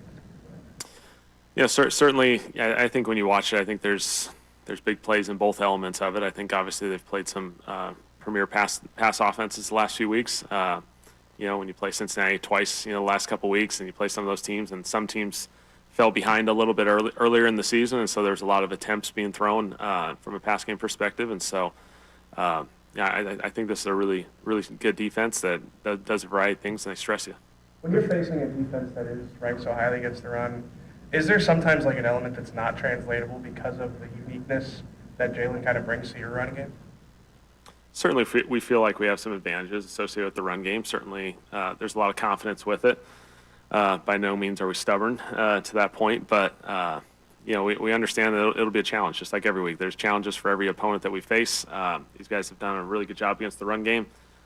Certainly, we'd like to run the football, but we understand that sometimes pass game becomes more viable in certain situations, and so we're ready to make those adjustments as games go. A sentiment in the locker room after the game. A sentiment in the locker room after the game was that those explosive runs in the second half were a byproduct of sticking to the run and kind of working things out as you go. As a play caller, how do you determine whether stick to the run or get away from it? Certainly, there's a lot of conversations go into that throughout the game. I think when you see the small marginal progress going, I think you anticipate eventually the big opportunities are going to present themselves. And we felt like we were close in the first half in a number of those runs. We felt like they were positive runs that were leading to some 6, 7, 8 yard gains. We felt like these are close, and if they miss one tackle or get one missed assignment, we got explosive opportunity. And so, credit to our guys hanging in there. Hey, Kellen, you started to use Saquon. Sorry, Brooke. You've started to use Saquon more in the passing game the last few weeks. What do you like about him in that aspect of the game? Certainly, anytime Saquon can get the ball, touches are obviously awesome. I think credit to Jalen. He's done an excellent job of finding Saquon in some of these. There's a few screens, but also just finding him in check down situations. And 2 weeks ago against Washington, I thought Jalen did an excellent job. He found him on check down, turned it into an explosive play. And I think just the more we keep working through those progressions, I think Jalen's done a really nice job of that. Was that the most five-man front you saw this year in the game against the Rams? And if so, how much confidence does it give you that you're able to put up that many yards against that many five-man fronts? Rams did a good job. They obviously, just like any team, they all have their own flavor, and so they had their five-down front structure that certainly we anticipated, and then they're going to do some different things within it. And I thought our guys did a really good job of hanging in there. Like we said, some of those run plays, we felt like they were close, with those particular looks, and we felt like we can hang in there. We'll have some more opportunities as the game progressed, and so credit to our guys for adjusting, seeing how they were moving. There's a lot of line movement associated with it, and so our guys did a good job. We've heard you guys talk about getting some unscouted looks from these teams. Do you ever try to anticipate those? Like, how do you go about that? Yeah, I think a lot of the process of every week's going to have different flavor. Every week, teams prepare just like we prepare. They're going to give you something that's different than you've seen on film, and certainly we do our best to create rules that always apply to, have an answer in game, and then within the game, there's always the ability to make adjustments, whether that's just players to players, coaches to players, those adjustments within the game. And so our guys do a really good job of it. I think making those quick adjustments and applying what we need to apply based off the defense. There's a big difference in Saquon's yards from the first half to the second half. I think it's like 400 in the first half, then 900 plus in the second. Is there why do you think there's such a big disparity there? It's a great question. I don't know if I've studied it, analytically to evaluate, why, but I do think there's an element of, we pride ourselves on being a really physical run game, and those things wear on you as the game goes on. And when you get the opportunities that we get and the way these games have played out, you can kind of keep grinding it out as the second half progresses, and those big plays eventually pop. Vic disputed the notion that like the NFL is slanted to the pass now versus even 20, 30 years ago, just if you look at the numbers. But yet, teams are definitely running it more this year. What have you seen, what has been behind that evolution or that change, I guess? That's a great question, and probably something when you step back, maybe someone has a better perspective of it than me from a league perspective. But, I think obviously structurally, you can navigate how defenses are constantly, flowing, and we can all see the trends over the last few years of how defenses kind of adjust and then offenses adjust, and you go back and forth, and that's kind of the battle that this thing always is. And I think a lot of the top offenses right now are running the football and doing a really good job of it. And obviously you've seen that, and doesn't diminish the importance of the pass game in any way, because you need that in all those critical situations. And there's going to come games that we're going to have to lean on the pass, and that's just how this league is. You mentioned the flow of the game, personality of the game. Generally, it's been run heavy recently. But Jahan Dotson didn't get a ton of opportunities. How do you sort of evaluate it in that type of situation? Yeah, a lot of positives from Jahan's work. Just obviously the production. He hasn't had as many opportunities as probably we or he anticipated, but that's how sometimes these games go. And hopefully, as we keep progressing, those opportunities will present themselves, because when we have had those chances, he's capitalized, and he's done a really nice job. Along those lines, obviously with Devontae out, AJ got quite a bit more attention. Like, what did you see from his game, what he was able to do and everything? Yeah, AJ did an excellent job winning one-on-ones when he had those opportunities and being physical, and obviously the run after the catch was really, really impressive. What makes him so good at creating yards after catch?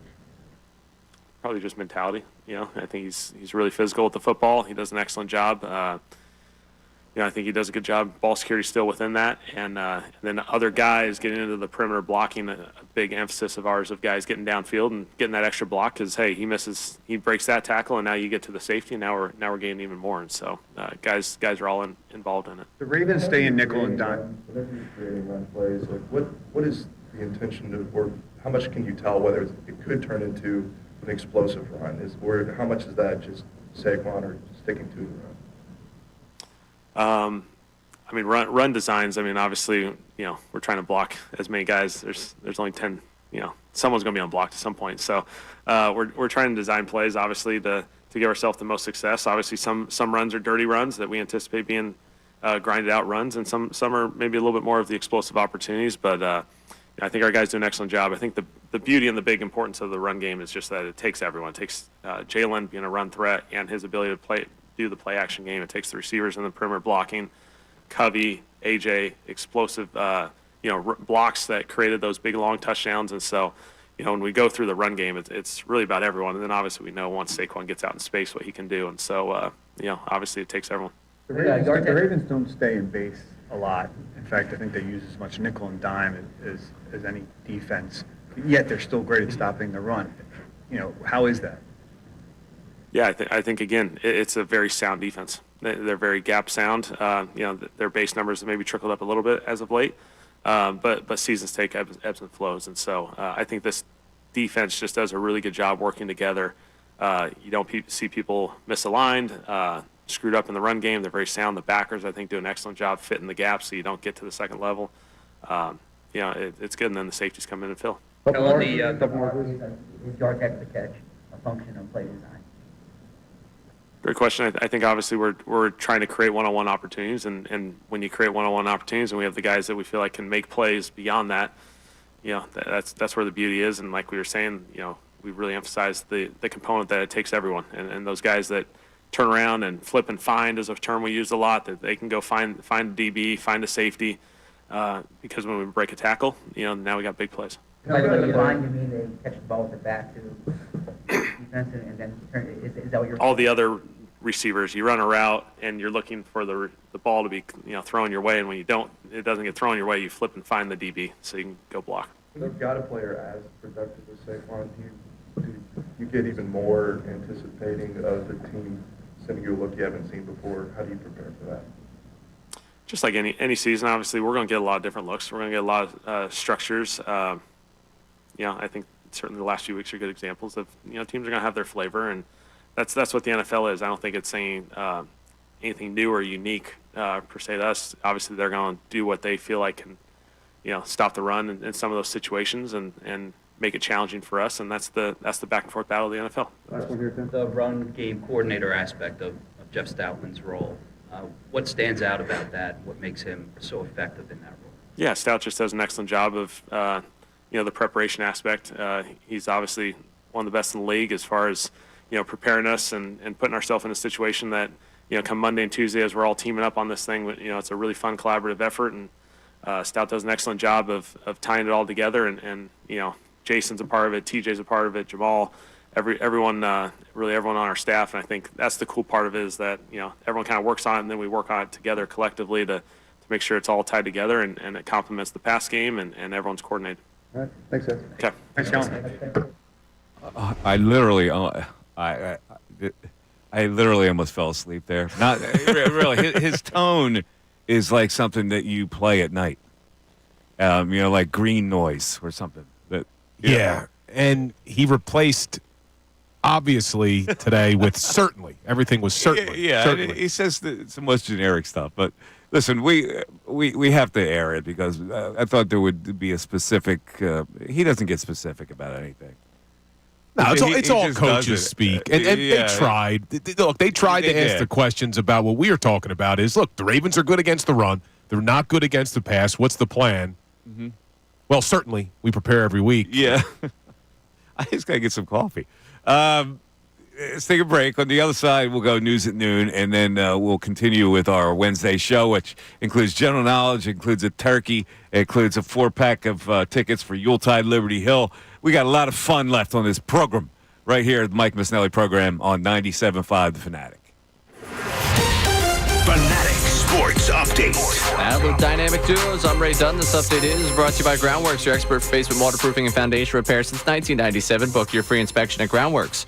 The Eagles continue to get set for Sunday's matchup with the Ravens. The game features two of the premier quarterback running back duos in the NFL, with the Eagles' Jalen Hurts and Saquon Barkley against the Ravens' Lamar Jackson and Derrick Henry. Eagles head coach Nick Sirianni met with the media yesterday and talked about Jackson and Henry. Lamar Jackson and Derrick Henry are phenomenal football players that help their team win football games. Excited about the opportunity this week. Really good opponent, really well coached. We're going to have to be on it, against a really good team. That availability also had a ton of conversation around Brandon Graham, who tore his triceps and will be out for the rest of the season. The Eagles claimed edge rusher Charles Harris off waivers. They look to replace Graham's production and really, at this point, Brandon Graham snaps. To preview the game this weekend, former wide receiver Torrey Smith, joined us earlier in the show to break down the matchup of two of his former teams. You catch that conversation one more time at 975thefanatic.com. Tonight on The Fanatic, the 76ers, without Joel Embiid, Paul George, and Kyle Lowry, will host the Rockets at 7 o'clock. Try to avoid starting 3 and 14.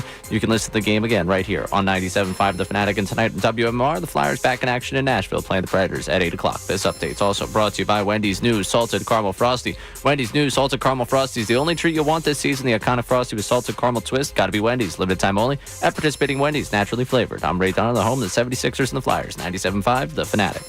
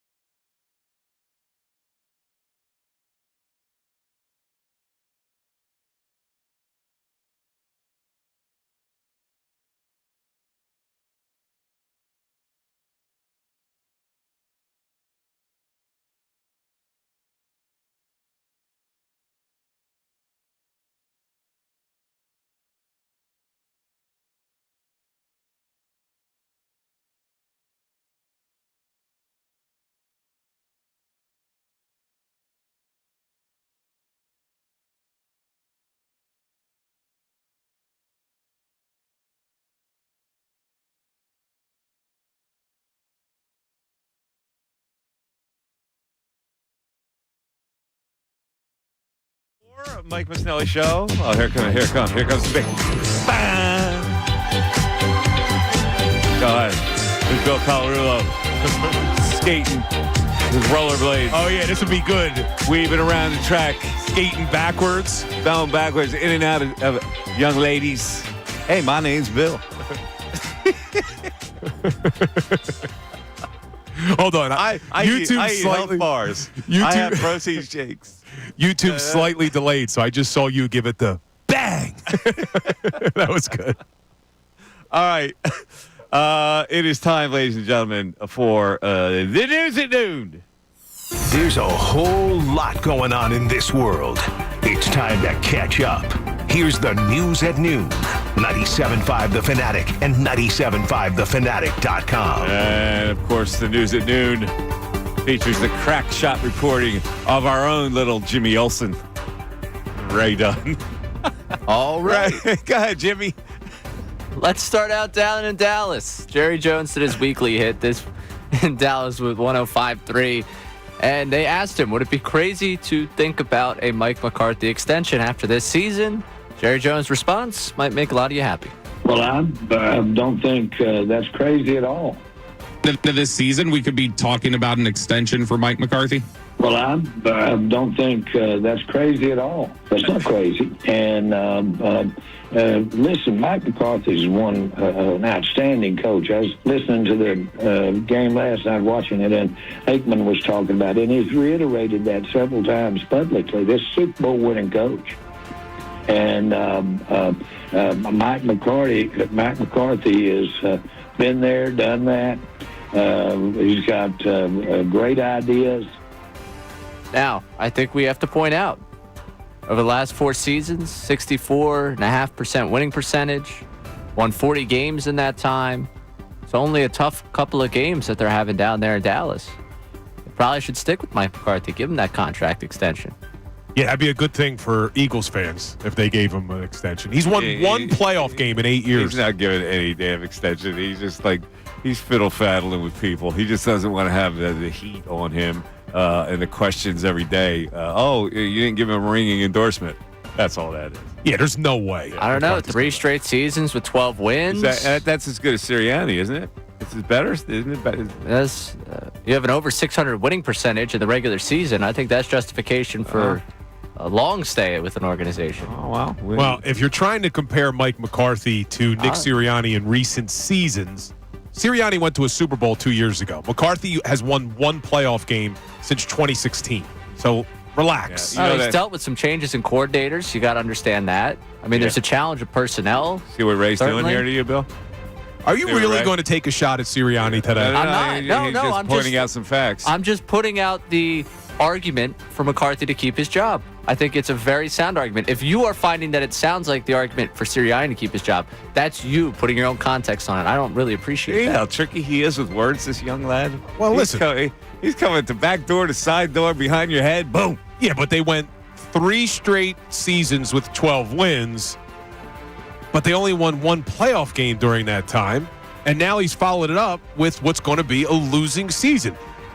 If Sirianni would have had a losing season this year, he would have been on the hot seat. But that's not the case. So you can't make the comparison. Did you notice the tweet that went out yesterday, that big chart that Bill was talking about yesterday that puts Sirianni on the same plateau with John Madden and Vince Lombardi? Trust me, it was tattooed at the top of my timeline. Yeah, and so that poster, Bill got that into a poster. It's in his bedroom, actually. Put it in his bedroom, not even in his office area. Put it in his bedroom next to the Holy Water where he genuflects and looks at it. And then it goes to bed. Curls up. Let's just read that one again. Minimum 50 games since 1950. You got John Madden, Vince Lombardi, George Allen, and Nick Sirianni. I'm not making these stats up, Mike. I'm not making them up. 4th highest winning percentage since 1950, and the 3 guys above him are Hall of Fame coaches. All right, enough. Let's move on to number 2. Speaking of coaches that might be in a little bit of trouble, I don't think it's going to be anything anytime soon, but Alabama, 3 losses in a season. How does that happen? Well, I don't know if you remember, legend from Alabama on the Paul Feinbaum show I played for you earlier this season. He got a chance to react to the fact they have 3 losses. And here is the opening of what was a lengthy phone call from him. Man, I've never been so embarrassed in all my life. 3 friggin' losses. Are you friggin' kidding me? Are you friggin' kidding me? This is disgusting, man. What I seen Saturday night, that was pathetic. It was disgusting, man. You know, Paul, going from Coach Saban to Coach DeBoer, it's like going to bed married to Beyonce and waking up with Whoopi Goldberg laying next to you, brother. How do we accept it? Is this acceptable, Alabama fans? Is this Alabama football? Is this what we signed up for? Is this what Bear Bryant built? Is this what Nick Saban built? Man, I'm disgusted. You ought to be disgusted, too. You know, I heard Coach DeBoer in his press conference after the game talking about we need to learn how to do better. Nah, dude, all that crap's over with. You ain't going to the playoffs, and every real Alabama fan don't give a damn now because there's nothing at stake. I don't even give a damn about the Iron Bowl. I don't even care who I piss off. I don't care which one of you little Alabama fans get your feelings hurt because Leslie keeps it 100, but damn the Iron Bowl. We about national championships at Alabama. I give a damn about beating some weak-ass Auburn team. That kept up for 2 more minutes. That's the bizarro Penn State fan. He couldn't be more opposite of the Penn State fan. That guy. Now, let me ask you about Feinbaum, because I don't know that much about him. Is he an Alabama hater? No, he's just SEC-centric, like all those guys call down there. I don't think he's is he Alabama partial to hater. one over the other? Does he dislike? No? I mean, I feel like he's probably had a little bit more actually in terms of Alabama. Pro Alabama? Because I think that's, they've been the calling card of that conference for a while. Okay. All I know is when I was down there when we were playing UAB, all my Uber driver wanted to talk to me about once he found out I was on radio was Paul Feinbaum. So really? He is loved down there by at least one man. I never understood that, but I whatever. All right, let's move on to number 3. All right, number 3. This one, the hook is just Shaq and Charles going back and forth at one another. Last night was another great Inside the NBA episode. It felt like there was like 4 or 5 different clips you could take for a few weeks to laugh at. They got into a conversation about each other's weight and started yelling about Ozempic. Boothouse, you better put bowl in them, eat a bowl of cereal every night until you put in my boy bowl. You told Zoe you're not drinking milk. Low-fat milk. Meantime, you already got the fat cut covered. The Lakers have never lost. Ozempic's still looking for your ass, too. You gonna get the shot? Oh, I got Manjaro. He's right here. Thank you, Manjaro. Zepod. Ozempic FBI, he's right here. The Lakers, by the way, have never lost in the NBA Cup. They're 9-0 in the NBA Cup. What do you think about the Lakers hanging their cup banner in their arena versus a championship only? I'm not going to answer that. I'm going to let him answer that. Let me tell you something, Jenny. We don't celebrate those banners, baby. Wow, I didn't follow that at all. Where was the Ozempic thrown in there? The Ozempic what were they saying? They had opened up talking about, he said something about giving Bull some milk to get stronger. And they said, Shaq, I thought you don't drink milk. He said, low-fat milk. Charles jumps in with, well, you got the fat covered. And then Shaq's telling him that he needs to go on Ozempic. Okay. The show is back. Shaq got down to a pretty good weight. I think Charles fluctuates. Yeah, I don't know what's going on with that. And we have John Kincade checking in saying he thinks Paul Feinbaum's a Tennessee guy. Oh, he's a Tennessee guy? Okay. But that Inside the NBA is back, right? ESPN's going to have it now? Yeah. Yes. I say former ESPN analyst Jalen Rose on with them. Oh, no really? Kenny? Oh, Kenny's not doing it? No. Last night he was on with them. Oh, okay. Oh, Kenny wasn't on last night? It wasn't on last night. What was Kenny? I don't know. All right. That's yeah. Well, speaking of the NBA, Mike, we got some updated Joel Embiid stuff. Yeah, we do. Now, yesterday we talked about this story with Sam Amick went and said that they knew about this knee condition and still gave him the extension. And in somewhere along in that report said they felt they could manage it. So in that way, it's not really that different. But the Sixers obviously felt that was bad pub for them. And this is the way it goes in the media. You use media people to get your point out here. And so here comes Ramona Shelburne from ESPN with her story today saying what, Bill? Now, this is quoted from the article. The team and Embiid had sought half a dozen medical opinions before signing him to a 3-year, $192.7 million extension this September, sources said. And all of those consulted believed his knee could be adequately managed by a combination of strategic rest and procedures to promote healing, which Embiid has been regularly undergoing since last season, end quote. You know, instead of doing this clandestine spy versus spy dookie, how about if the general manager just comes on this show and I'll ask him direct questions? How about that? You know? Preaching to the choir, man. We're trying. Sam Amick over there reports that the Sixers get, hey, Ramona, let me tell you this. And so let's get to the kernel of the truth by getting the GM on this or the president of basketball operations. And I'll just ask him direct questions. I'm not going to have to get the guy. I ask you direct questions. You don't have to use Ramona Shelbourne or Sam Amick.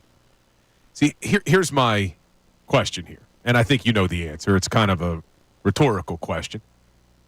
Why now does this come out?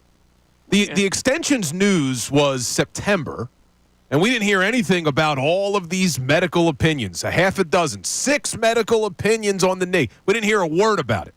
Didn't hear a word about it when Joel wasn't ready to start the season. Didn't hear a word about it when Joel was missing games for left knee management. Now, all of a sudden, after yesterday, when the Athletic reports about the knee, now the article comes. Well, of course it does. They had to counterbalance it. What would you do if you're the organization? And it comes out that, they signed him anyway. And the implication of the story that Amick was talking about on the podcast was, they threw money away. They didn't really, they knew about the knee condition. They gave him the extension anyway. So if you're the organization, you go, that makes us look really bad. How do we counter this? Voila. It's always the national report. Yeah, exactly. Well, the question, when you start it with why didn't it come out when he signed the extension, it's fair to ask, hey, is the knee all right? How much information was coming beyond the knee okay? Like, how much is someone going to give you other than the knee's all right? No one in the organization is going to be excited to tell you, hey, we're not sure about the knee. We consulted all these different people about the knee, because that raises more alarms than it gives you. Okay, maybe not when the extension gets signed. But what about when he showed up to camp and all of us were left to speculate as to why he wasn't ready?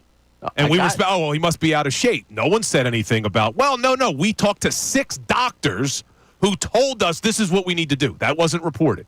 Then he's missing games. Still not reported. Then the NBA fines them because they weren't forthcoming about the knee injury. Still don't get this information. And I'm fine with that, because I think the messaging for them has been horrible from the jump on this. The bottom line is that there's nothing that new. They're going to continue to kind of try to manage this whole thing. And part of the managing him is he doesn't play.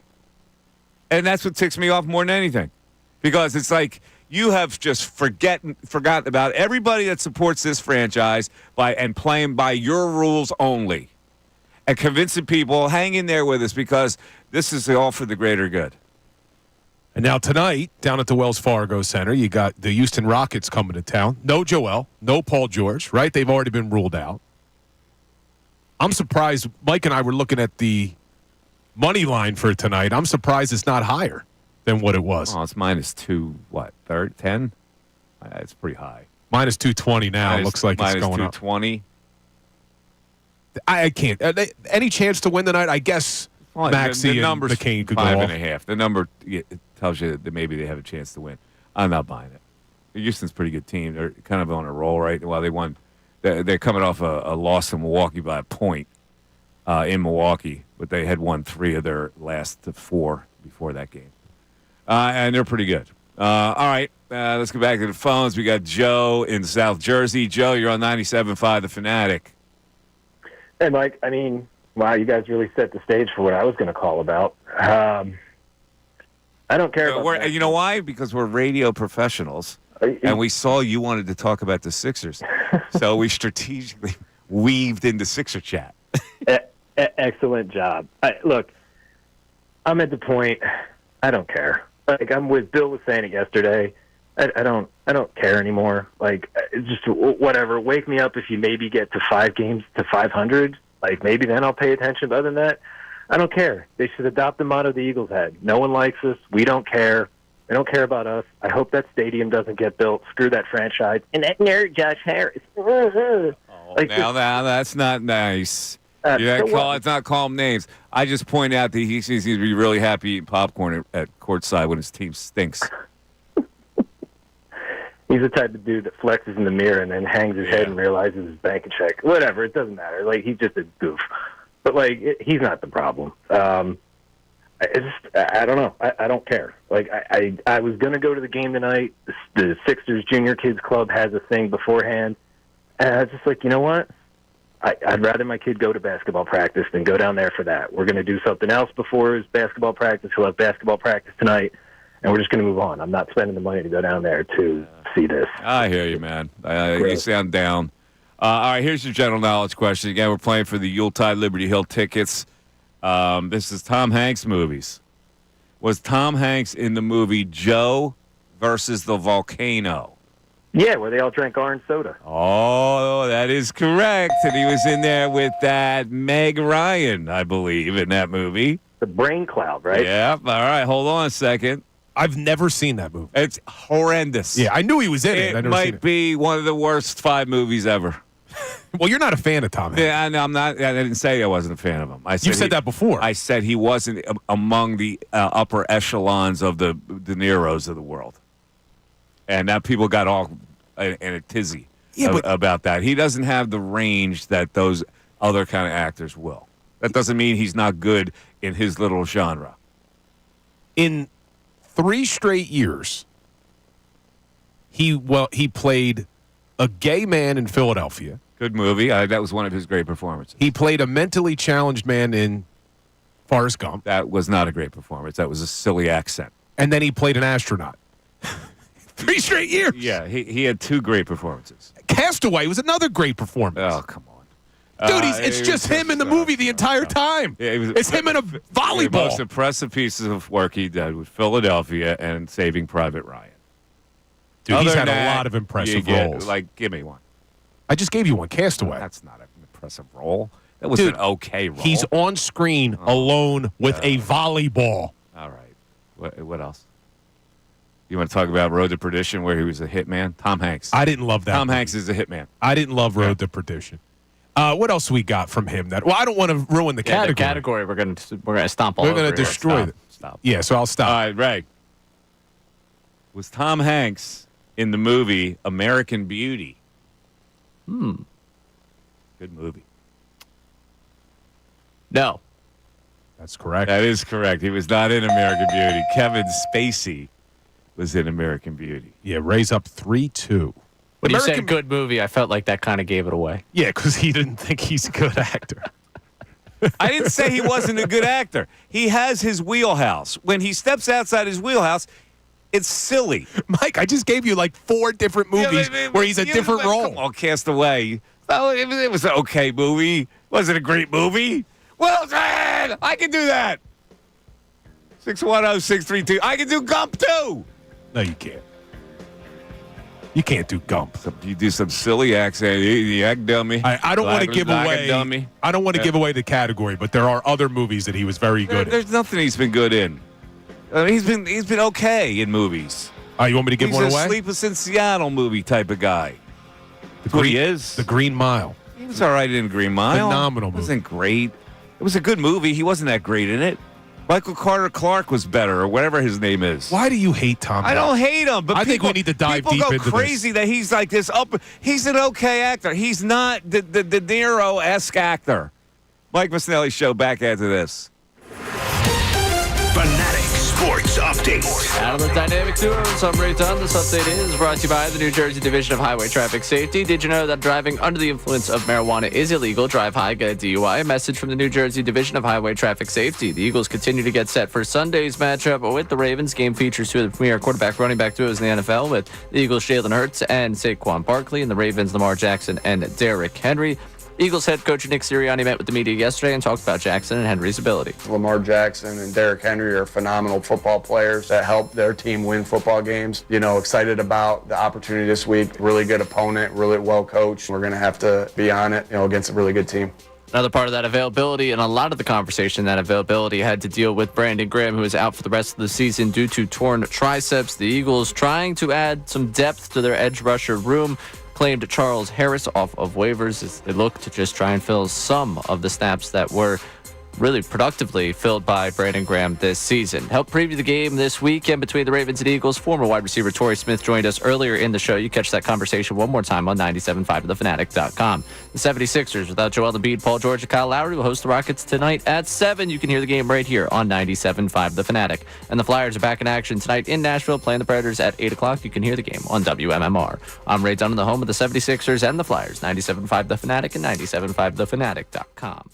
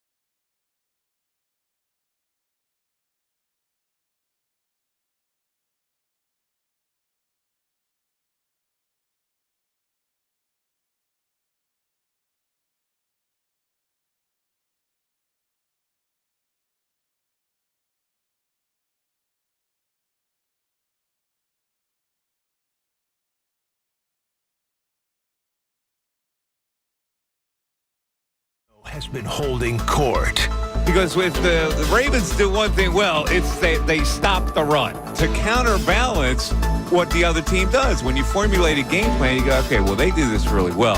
So we've got to now change our game plan to do this. What their strategy might be against the Ravens, or whether they would have to actually throw the ball a little more in this game, or whether they would just commit to doing what they've done. Mike and Bill have been pleading their cases. Now, in my mind, you can't stop Saquon Barkley. You can stop him temporarily. But the longer the game goes on, you're not going to be able to stop him. And I don't care how high your defense is ranked. If they commit to the run and keep at it, it's the second half where he eats your heart. The Ravens stink against the pass. I mean, they flat out stink. 31st in the NFL against the pass. So this may be a game where Jalen Hurts has to win it. And what is the confidence level? Like, I'm confident in Jalen. The Mike Missanelli Show Holding Court is brought to you by Grunko Law, your law firm when you need help because of an injury. We treat every case like it's Dallas Week. Pray for peace, prepare for trial. Now back to Mike Missanelli on 97.5 The Fanatic and 97.5thefanatic.com. 1 o'clock hour. Mike Missanelli Show is brought to you by Ferguson HVAC, Lion Conklin. Attention HVAC contractors for equipment, parts, and supplies for every heating and cooling job. Visit one of Ferguson's counter locations. They're in Ben Salem, King of Prussia. King of Prussia, did I say? I think you did. King of I sound like Christopher Wusso. King of Prussia, Pennsauken, or Westchester. That's what we're brought to you by in 1 o'clock hour. The number is 610-622-0975. You want to talk about? It's a little too early for people to analyze the game. You're not. And on Wednesday, they're kind of thinking about the game, but the game really is being thought about more as we get to Thursday and to Friday. But I'm not going to be here tomorrow. Ray and Bill will have the show tomorrow. I will be calling in with my selections. Yeah, it's going to be fun. We're going to do the NFL picks tomorrow. People were asking on YouTube if we were doing them today. No, tomorrow. Yeah, we're going to be doing them tomorrow, when the regular day that we do them. Or do we do them Friday? We usually do them Friday. We usually do them Friday. We do them Friday, but we'll do them tomorrow. There's a Flyers game in the way of our pick segment on Friday. Right. Yeah, there is. And you know what? Normally we would do them at 12:30, but there's a football game at 12:30, so we can still do them at 12:30. We're going to do them tomorrow at 12:30, right? Are either of you taking the Lions or the Bears? Yeah, because there's a game tomorrow at 12:30. No. All right, so we'll stay away from that game, even though it'll be right at kickoff, so it'll be all right. All right, who knows? Couple of shameless plugs I got to give here. One is you get the holiday season coming up, right? And a lot of people go down the shore for the weekend for Thanksgiving. So if you're down the shore and you want to go to the cool little boutique winery and sip some wine, Natali Vineyards, I have a part ownership in. Formerly known as what? Well, it's actually known as both. We're known as Natali Vineyards. That's on the website if you want to order wine, which I'm about to tell people how you do that. And it's also called Briganti by the Bay. There we go. And we're getting we have to get approval for the name change. But so right now the website is still Natali Vineyards, Natali. So if you're in the neighborhood, it's a good spot to just hang out. We have a beautiful wine tasting room, but also we have some specials on wine, Bill. I know you're really ready for that. 25 off a case and 10 off a bottle of wine. 10%. That's pretty good. 25% off a case. 10% off a bottle of wine. And you can order these wines. Let me tell you something. We have a great vintner. He's a Southern man. He went to Mississippi State. He produces some fantastic wines for us. What's your favorite one? My favorite one is the one that he's created. It's a red blend. It's drinkable with meals, but also on its own. It's called No-No's Blend. No-No's Cellar. No-No's Cellar. Yes. Cellar that as is my in favorite. Buyer cellar or as cellar as in basement? CELLAR as in the wine cellar. Jesus, God. You see what I mean? The people are shocked that we get annoyed with the guy. Yeah, but our Cab has won an award. Our Merlot has won an award. He produces a Nebbiolo, which is fantastic right now. We have really good whites. We won an award in San Francisco for our wine. So there you go. Nice. So they could do that. And I know where you're going with the other gift. The other gift is the book. That's right. For kids. Yeah, which my kid's book. And a lot of people ask me about it during the holidays. If you have a little kid, you're going to have a little baby.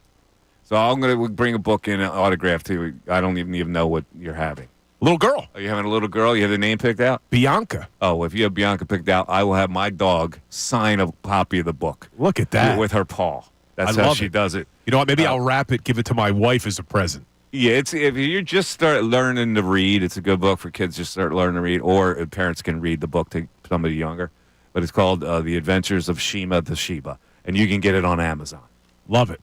All right. Let's get back to the phones. Let's talk to Kyle in Haddon Heights. Kyle, you're on 97.5 The Fanatic. Kyle. Hey, happy Thanksgiving Eve, guys. Hello, Kyle. How you doing? Good, good.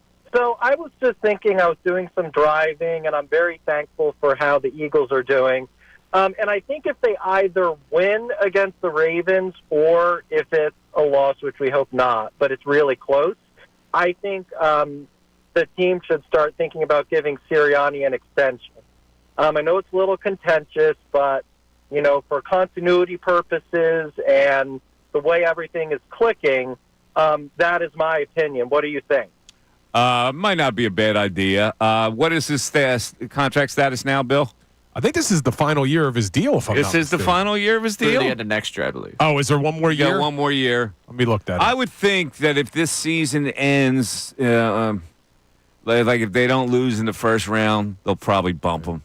Yeah, that's correct. He signed a 5-year deal in 2021. So next season would be his last year. Yeah. They're not going to bring him back I think as a they'll lame wait. duck. Well, wait till this offseason. Yeah, so, you know, just going into the playoffs, do you think they would, you know, he might make decisions thinking about the contract? Or do you think he's, you know, the consummate professional and is just going to make What kind of decisions that can you fathom that he would make because of the contract? Well, you know, if he's thinking, am I going to get, you know, what's going to happen in the off season? You know, if it's a close game, I mean, maybe he should make these decisions anyway. But, you know, is he going to make game time decisions when it comes down to the final minutes of the game? You know, well, but the bottom line is, if he wins games, doesn't he have more of a chance for an extension? Like, why would he not coach to win games in general? That's a good point. That's a very good point. Okay, all right. Yeah. All right, you got it. I appreciate the call. Now, Kyle, here's you want to do a little general knowledge with us, or no? Let's give it a try. All right, these are fairly easy. So this is the things named for people. So, like if I say Rubik's, that would be Rubik's Cube, right? Cube. All right, so if I say Socratic, named after, of course, our pal Socrates, the Socratic blank. Oh. Socratic what? Oath. Boat? Oath, he said. Oh, Socratic oath? A Socratic oath, yeah. No. That's not what you were going with. That's not. But you know what? Now that I think about it. Yeah, what is the medical? Is that the Socratic oath? No, that's the hip. It's the hip. Yeah, it's not Socratic. No, that's the Hippocratic oath. Or how do you say it? The one that the doctors take. Yeah, what do the doctors take? That's what I call it. The one that I the think where doctors Mike take. was going is how they teach you in law school, the Socratic method. Yes, method was the one he was going. That is correct. Yeah. Now, would you have gotten that? Yes. You would have gotten that. Yeah. Oh, okay. I didn't think you would have gotten that. Yeah, the Hippocratic oath is a well-known Greek medical text that requires new doctors to swear. Hippocratic oath, yeah. Yeah, the Hippocratic oath. The Socratic method. Socratic method was the one that was taught in law school, most famously at Harvard Law, in a movie called The Paper Chase. Yes, good movie. Featuring John Houseman. Very good movie. Yeah, the Socratic method's not an easy way to learn because you never know if you're getting called on or not. Yeah, well, I had my first class at law school was this guy, this torts professor, using the Socratic method, literally made a young lady cry.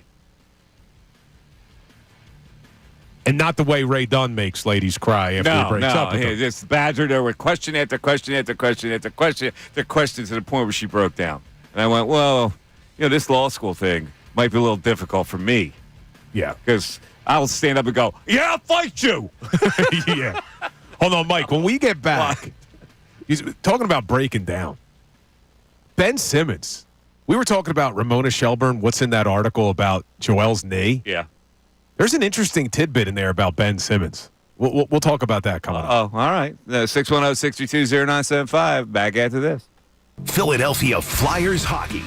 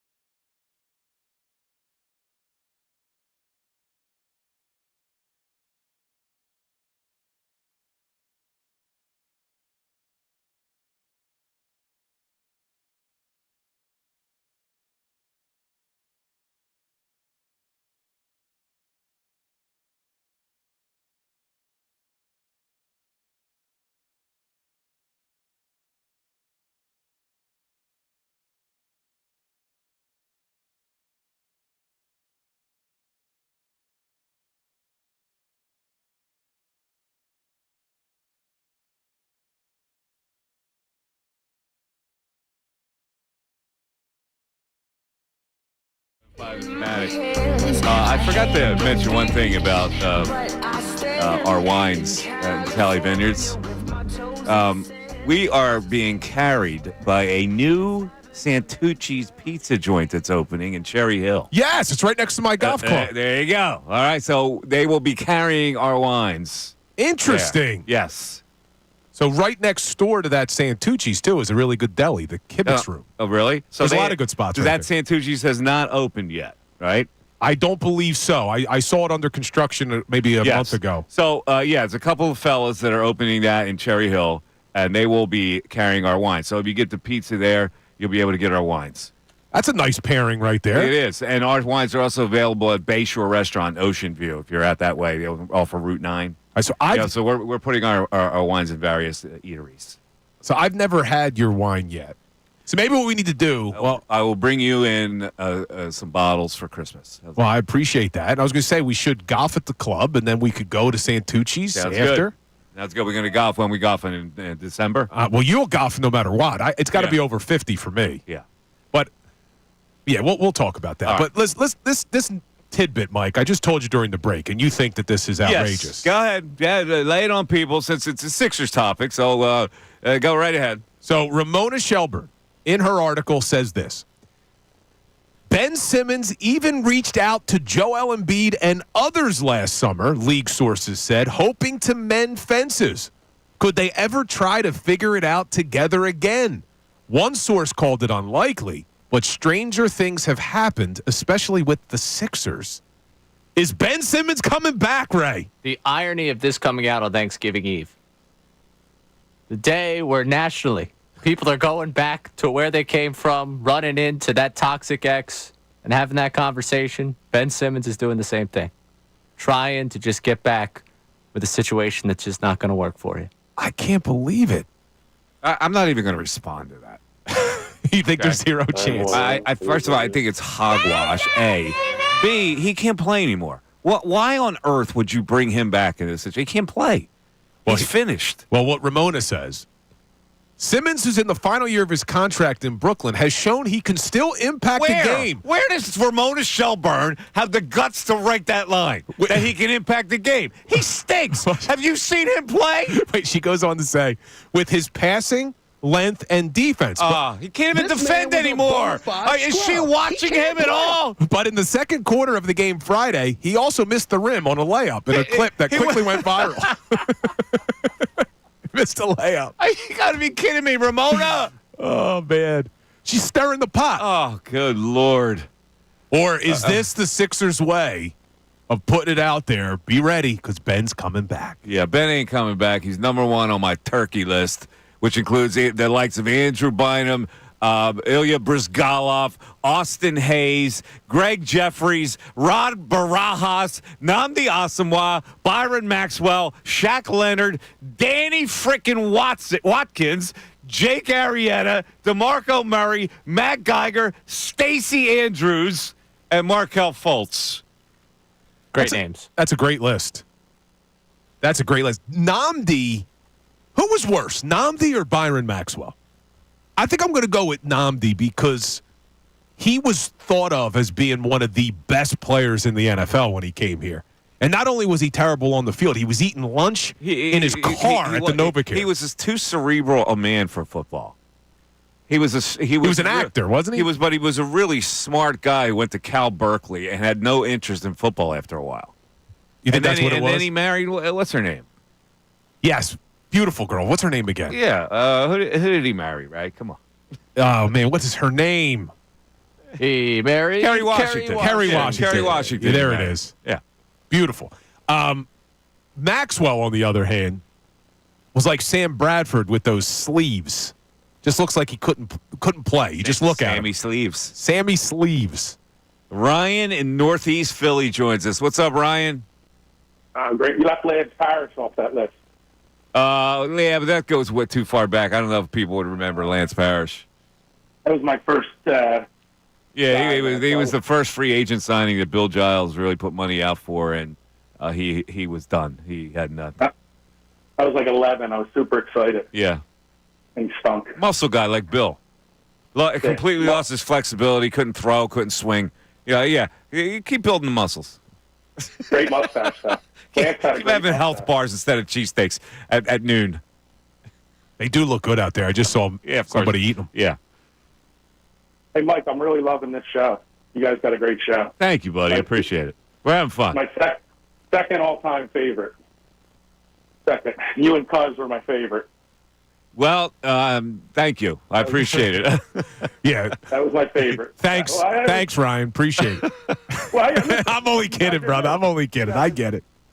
But he got to undress a Celtics fan every day, which was amazing. It was amazing. It was amazing radio, right, Mike? Yeah. Wait, who's a Celtics fan?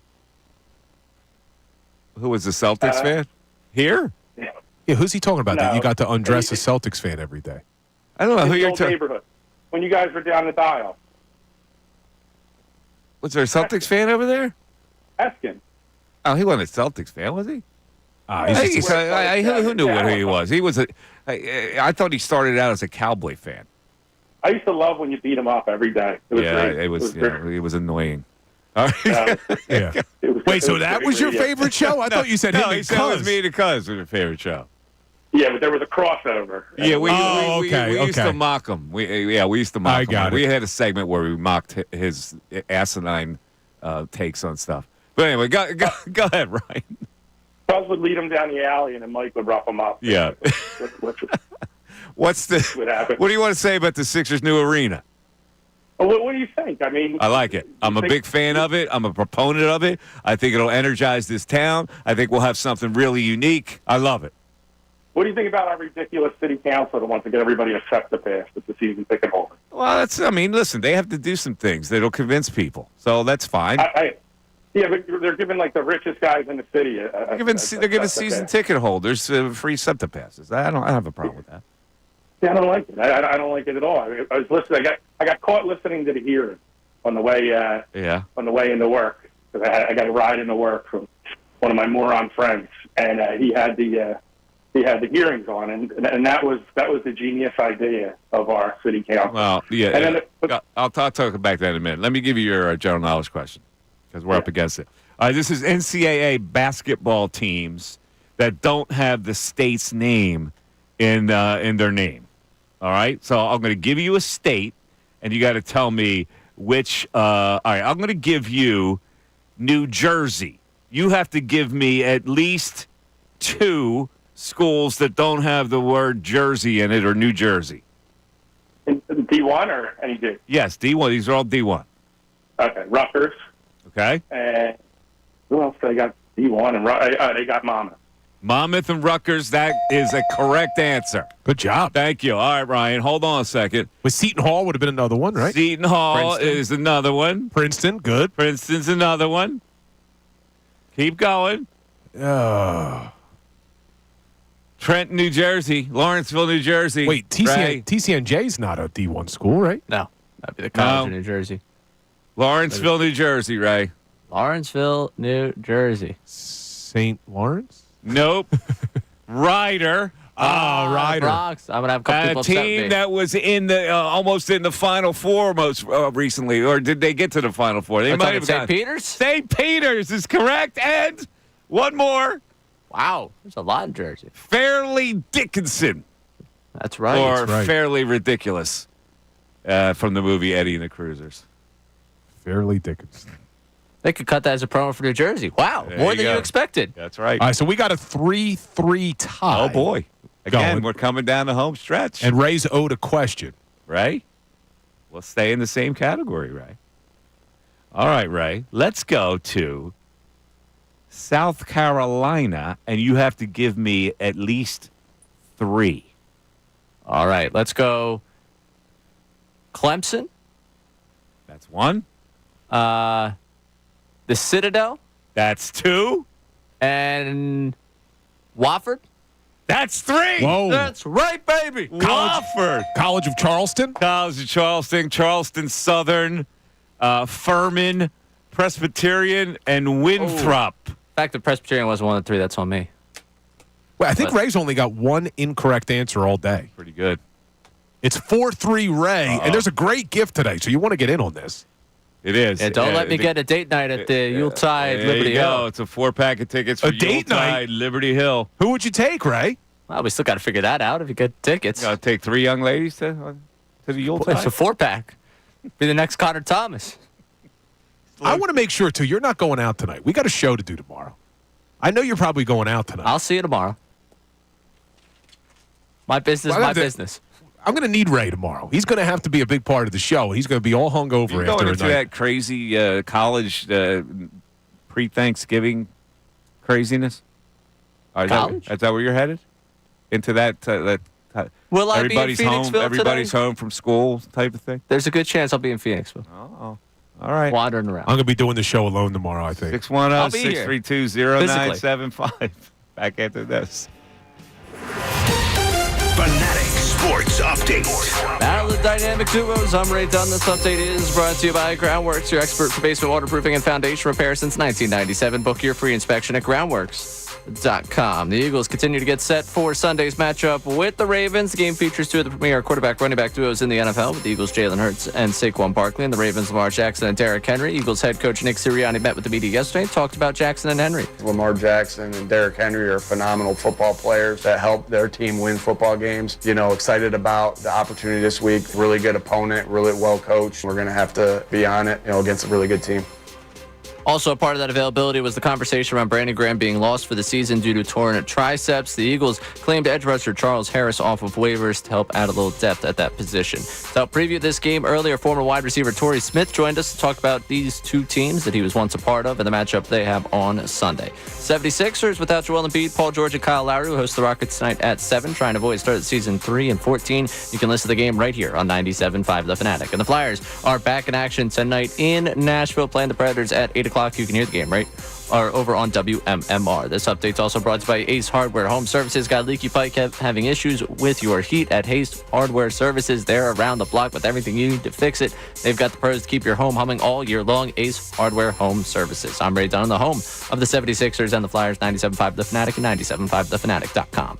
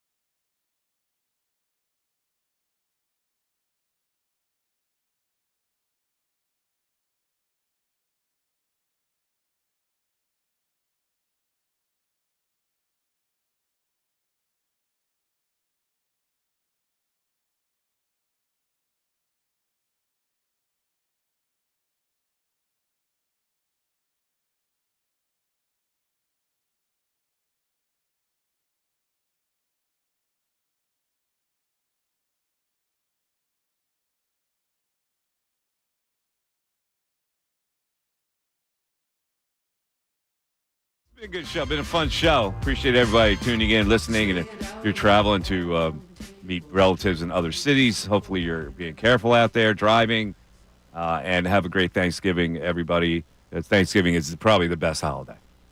It's one of my favorites. Yeah, I mean, there's nothing that you can't like about Thanksgiving. People get together, although there, in this political climate, there probably are arguments at the table, and there probably are family that you stay away from now because of it. So it's not like total unity like it used to be before. Ray sent me something pretty funny yesterday on TikTok. It was Leslie Jones, right, Ray? Yes. You know Leslie Jones, the comedian who used to be on SNL? Mm-hmm. There's like a TikTok video going around where you can hire her to come to your Thanksgiving table to yell at people before they bring up politics. Oh, really? Yeah, it was pretty funny. I saw another one today that said financial advice. Bring up politics at the Thanksgiving table and save money on Christmas presents. That was a good one. Yeah, because you're not going to win, and there's going to be yelling, and eventually turns into a food fight. Yeah, that was a good one. Now, I've seen some controversial takes about Thanksgiving food, where some people are saying it's overrated. I completely disagree. I love turkey and mashed potatoes and gravy and cranberry sauce and stuffing. Like, who thinks that's overrated? There are a lot of people that think turkey's overrated. We don't have turkey enough, in my view. I'm a big turkey fan. Well, remember I yelled at you because you had turkey like a month ago. Yeah, I'm a big fan. And I said you got to save it. To be honest with you. Yeah, I think turkey's delicious. All right, let's go down to the home stretch here of general knowledge. We are on the category of Thanksgiving questions, by the way. And we go to Darren in Coatesville. Darren, you're on 97.5 The Fanatic. Darren. Hey, Mike. How you guys doing? What's up, buddy? Hey, hold up. Did Ray just say he's going to be in Phoenixville tonight? Ray is partying somewhere in Phoenixville, apparently. That's where you're from, right, Ray? That area. Yeah. That's my neck of the woods, too, actually. Why don't you stop in and crash that party of Ray and his little frat friends? I got to tell. No, I just was talking to my cousin, right? And he said he's going to be down on Bridge Street. I got to tell him, look for the crowd of girls. Yeah, they're following Ray Dunn around. Yeah, look for the big crowd of girls. There's a fanatic guy down there from Temple. That's funny. Ray Dunn. But no, so thank God that the Eagles are in the spot where they're at, man, because we would be like miserable. How do you guys say miserable? Miserables. Yeah. It's funny. This was supposed to be a wonderful autumn sports season. It was. Yeah. For a lot of you, go all the way across the board. It didn't turn out that way. You got one. You got one team carrying the flag. Yeah, the Birds, man. Yep. And then last thing I was gonna say was my mom, God rest her soul, two years today. She would never watch the Sixers like this beginning of the season. Mm-hmm. She would just stay locked in on the Birds until like after football was over. But it's kind of like one of them years. Like I see why she was like hesitate. She always would hesitate with the Sixers in the beginning of the season. Yeah. I had this really bad feeling about it early on when nobody was playing in the preseason and all this stuff was going on. It didn't feel right. And so now, I listen, I'm not ready to bury it. I think they can still get in the playoffs. But this notion that they're going to magically be a contender once the playoffs roll around, I don't know if I can go that far.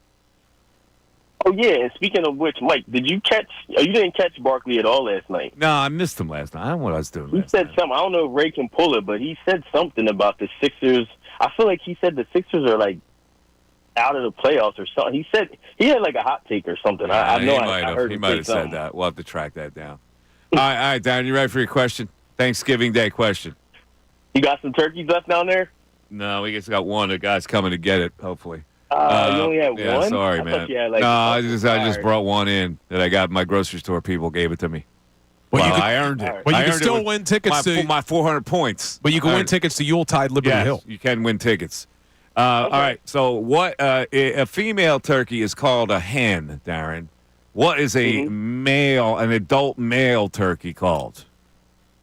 Female turkey is called a hen. Females are called a hen. A male turkey is called I'll give you a hint. It's a man's name. A man's name? I've never heard this before. And the female is what? One more time? A hen? A hen. It's a tough question. I'm lost. All right, let me give you one more hint. If you think of the book written by Harriet Beecher Stowe, what would they call male turkey? No, that's Oh man, you're out. You're out. Oh, you call male turkey a tom. Dude, that's hard. Tom I turkey. never knew. Did you know that, Ray? Tom turkey. Never in my 41 years on this earth heard a turkey called a tom. People on YouTube know it, though. Tom turkey. There's a character. Isn't there a cartoon character named Tom Turkey? My More dad familiar just with Bugs texted me Bunny. Tom, so he knew. Huh? So I'm more familiar with Bugs Bunny. I didn't get the turkey character. Turkey Tom. Tom. Wait, now, Tom turkey. do we know the turkeys that we eat? Are they male or female turkeys? I don't know. Does it matter? Like my grandmom swears that when she makes gravy, crab gravy, it's got to be the male crabs because the female, they change the flavor. They change the flavor of the gravy. I don't know if there's any truth to that at all. That's a Seinfeld. I'm thinking of a Seinfeld episode, right? Where Frank stands at the dinner table with the with Susan's parents, and he said, "Let me give it something straight. The rooster has sex with the hens." I was like, where is he going with this? Yes. All right. All right, Ray could take a commanding In lead any here. event, Ray, which president made the modern turkey pardon an annual tradition?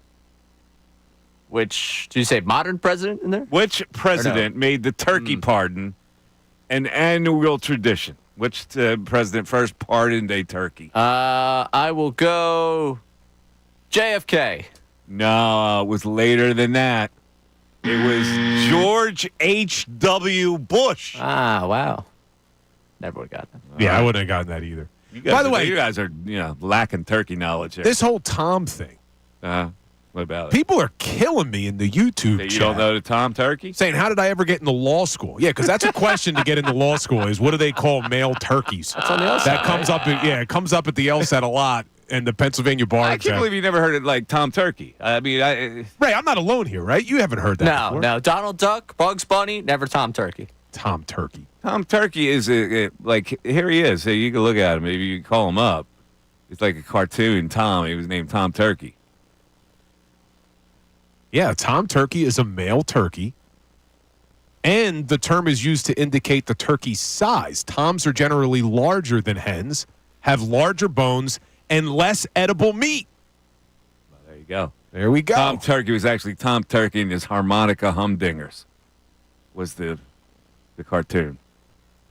Well, anyway, let's go to let's go to Nick in Glenside. Nick, you're on 97.5 The Fanatic. Nick. Happy Thanksgiving, y'all. How you doing? What's up, Nick? How you doing? Not much. I'm just here to beat Ray again. I'm the browser Nick. I won the gift card a little while ago. Nice. Okay. So, no, I just wanted to give you two quick turkeys, Mike. It might be a little hot, first one, but the second one's definite. I think the first one is Carson Wentz. Yeah. You win a Super Bowl, though, because of him. You know? I don't think we could declare him a But turkey. the way, that's the same as Simmons. Like, you had some accomplishment, but the way it ended makes you a turkey. Like, you held up cities. Yeah, exactly. I mean, the dude didn't have experience with really losing a lot before he lost. The next year, and I think that's what ultimately just crushed him. Yeah. When you don't have experience with that as a kid, as a kid or in college or whatever, it's going to crush you the first time. I agree. Yeah, All right. So, all right, brother. Do you want your general knowledge question now? You want to crush Ray, you said. yes, I'm here to beat Ray. A lot of pressure on Nick because it's a 4-3 game right now. Things named for people. Molotov. Cocktail. Correct.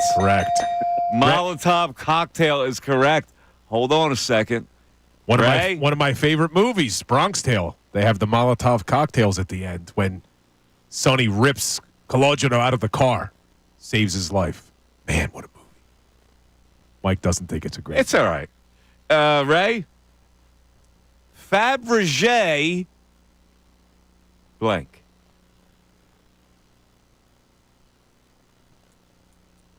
Fabergé? The famous Fabergé blank. I will give you a hint. It was featured in Ocean's 12.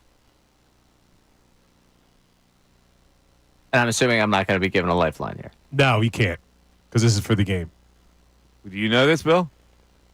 Once you gave the hint from Ocean's 12. You did? Yeah, now I know it. Yeah. Ray, of course, has not seen Ocean's 12. Nope. Probably, right? Yeah. No clue. Yeah, it's the egg. The Fabergé egg. Nope. Very expensive. Very expensive. So it finishes as a 4-4 tie, and ties always go to the callers. That is correct. And so now, I guess it's time already for closing arguments? This show flew. Closing arguments on the Mike Missanelli Show. Brought to you by Lowenthal and Abrams Injury Attorneys. Injured in an accident, call 800-876-LAWYER or visit LowenthalAbrams.com. My closing argument is Eagles, game planners, Kellen Moore, do not be fazed by the numbers. The numbers will indicate that the Baltimore Ravens can stop the run, and this would be the first team that could actually face up to what the Eagles do best, which is to run the football with Saquon Barkley. And this is a game that a lot of people say, since the Eagles aren't going to be able to run, that means the quarterback for the first time in many games will have to beat somebody with his arm alone, and I say, bull bunk. Keep running the football, because I don't care how high they're ranked. With this offensive line and this running back, just keep at it. Keep trying to knock down that wall. Knock down that wall, because you need me on that wall. Knock it down and keep running the football. And then all of a sudden, guess what opens up? A throw down the field. A nice slant to A.J. Brown where he takes it 35. This is the formula that the Eagles win games with. Do not change your identity because of your opponent. Make them play to your strengths instead of the other way around. That's my closing argument.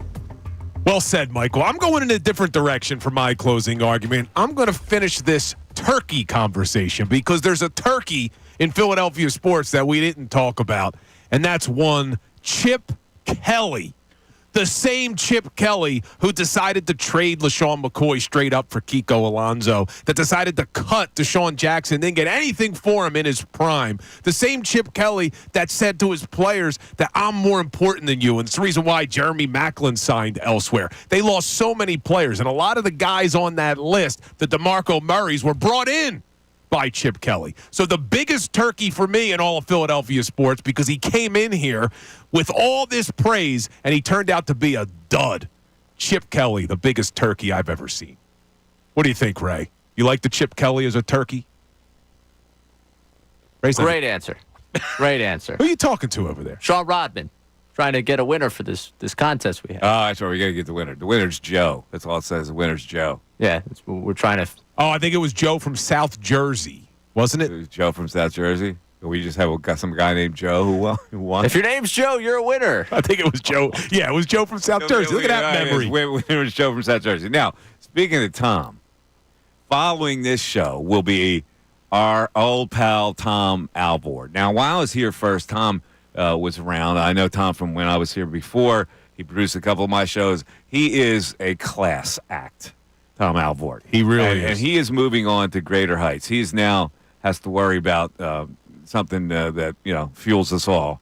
Money to support his family. Well, he got married. Right. He got married. He got married. Wedding. And so he's reaching for higher climbs now to support his new venture. Yeah, so today will be his last show. He's hosting After Us from 2 to 6 with Andrew DeCecco, so make sure you tune in. The best part about Tom Alvord, Ray just said, I was there at the wedding.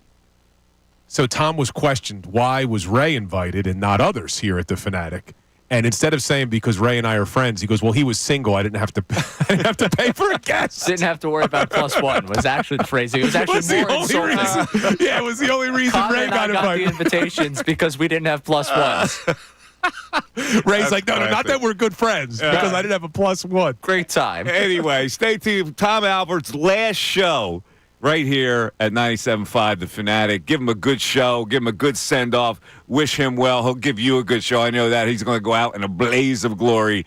Everybody, I will be a part of the show tomorrow. Ray and Bill will be taking the show without me physically present, but I'll be checking in with them. Have a great rest of the night here. Be careful out there if you're going out. There's a lot of people out there. Have a happy Thanksgiving and all that stuff. Thanks for listening to the show. Tell your friends and neighbors about it. We're having fun doing the show, and we hope you are having fun listening to it. And let's get the popularity of the show to the greatest heights possible. Right? Yes, from your lips to God's all ears. Right. Have a good night, everybody. We'll talk to you tomorrow.